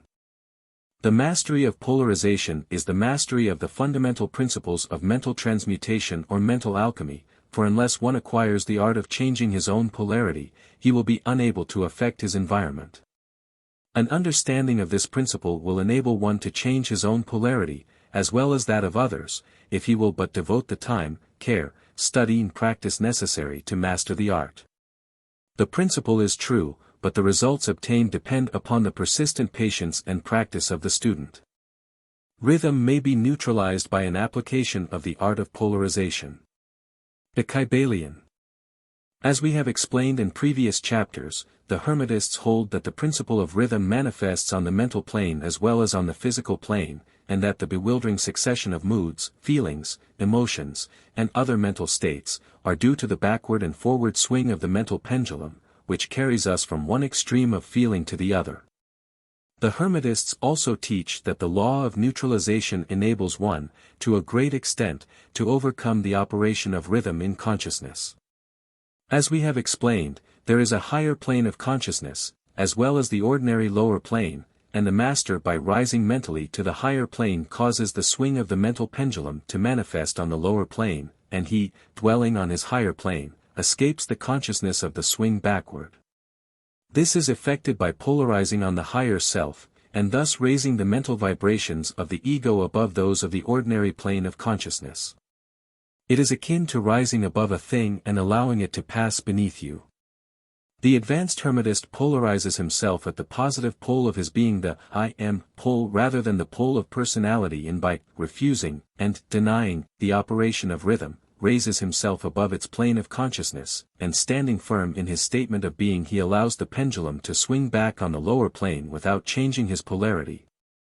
This is accomplished by all individuals who have attained any degree of self-mastery, whether they understand the law or not. Such persons simply refuse to allow themselves to be swung back by the pendulum of mood and emotion, and by steadfastly affirming the superiority they remain polarized on the positive pole. The master, of course, attains a far greater degree of proficiency, because he understands the law which he is overcoming by a higher law, and by the use of his will he attains a degree of poise and mental steadfastness almost impossible of belief on the part of those who allow themselves to be swung backward and forward by the mental pendulum of moods and feelings. Remember always, however, that you do not really destroy the principle of rhythm, for that is indestructible. You simply overcome one law by counterbalancing it with another and thus maintain an equilibrium. The laws of balance and counterbalance are in operation on the mental as well as on the physical planes, and an understanding of these laws enables one to seem to overthrow laws, whereas he is merely exerting a counterbalance. Nothing escapes the principle of cause and effect, but there are many planes of causation, and one may use the laws of the higher to overcome the laws of the lower. The Kybalion. By an understanding of the practice of polarization, the Hermetists rise to a higher plane of causation and thus counterbalance the laws of the lower planes of causation. By rising above the plane of ordinary causes they become themselves, in a degree, causes instead of being merely caused. By being able to master their own moods and feelings, and by being able to neutralize rhythm, as we have already explained, they are able to escape a great part of the operations of cause and effect on the ordinary plane. The masses of people are carried along, obedient to their environment, the wills and desires of others stronger than themselves, the effects of inherited tendencies, the suggestions of those about them, and other outward causes, which tend to move them about on the chessboard of life like mere pawns. By rising above these influencing causes, the advanced Hermetists seek a higher plane of mental action, and by dominating their moods, emotions, impulses and feelings, they create for themselves new characters, qualities and powers, by which they overcome their ordinary environment, and thus become practically players instead of mere pawns. Such people help to play the game of life understandingly, instead of being moved about this way and that way by stronger influences and powers and wills. They use the principle of cause and effect, instead of being used by it. Of course, even the highest are subject to the principle as it manifests on the higher planes, but on the lower planes of activity, they are masters instead of slaves. As the Kybalion says, "The wise ones serve on the higher, but rule on the lower. They obey the laws coming from above them, but on their own plane, and those below them they rule and give orders. And, yet, in so doing, they form a part of the principle, instead of opposing it. The wise man falls in with the law, and by understanding its movements he operates it instead of being its blind slave. Just as does the skilled swimmer turn this way and that way, going and coming as he will, instead of being as the log which is carried here and there, so is the wise man as compared to the ordinary man, and yet both swimmer and log, wise man and fool, are subject to law. He who understands this is well on the road to mastery." The Kybalion. In conclusion, let us again call your attention to the Hermetic axiom. True Hermetic transmutation is a mental art. The Kybalion. In the above axiom, the Hermetists teach that the great work of influencing one's environment is accomplished by mental power. The universe being wholly mental, it follows that it may be ruled only by mentality. And in this truth is to be found an explanation of all the phenomena and manifestations of the various mental powers which are attracting so much attention and study in these earlier years of the 20th century. Back of and under the teachings of the various cults and schools, remains ever constant the principle of the mental substance of the universe. If the universe be mental in its substantial nature, then it follows that mental transmutation must change the conditions and phenomena of the universe. If the universe is mental, then mind must be the highest power affecting its phenomena. If this be understood, then all the so-called miracles and wonder-workings are seen plainly for what they are. The all is mind, the universe is mental. The Kybalion. Finis.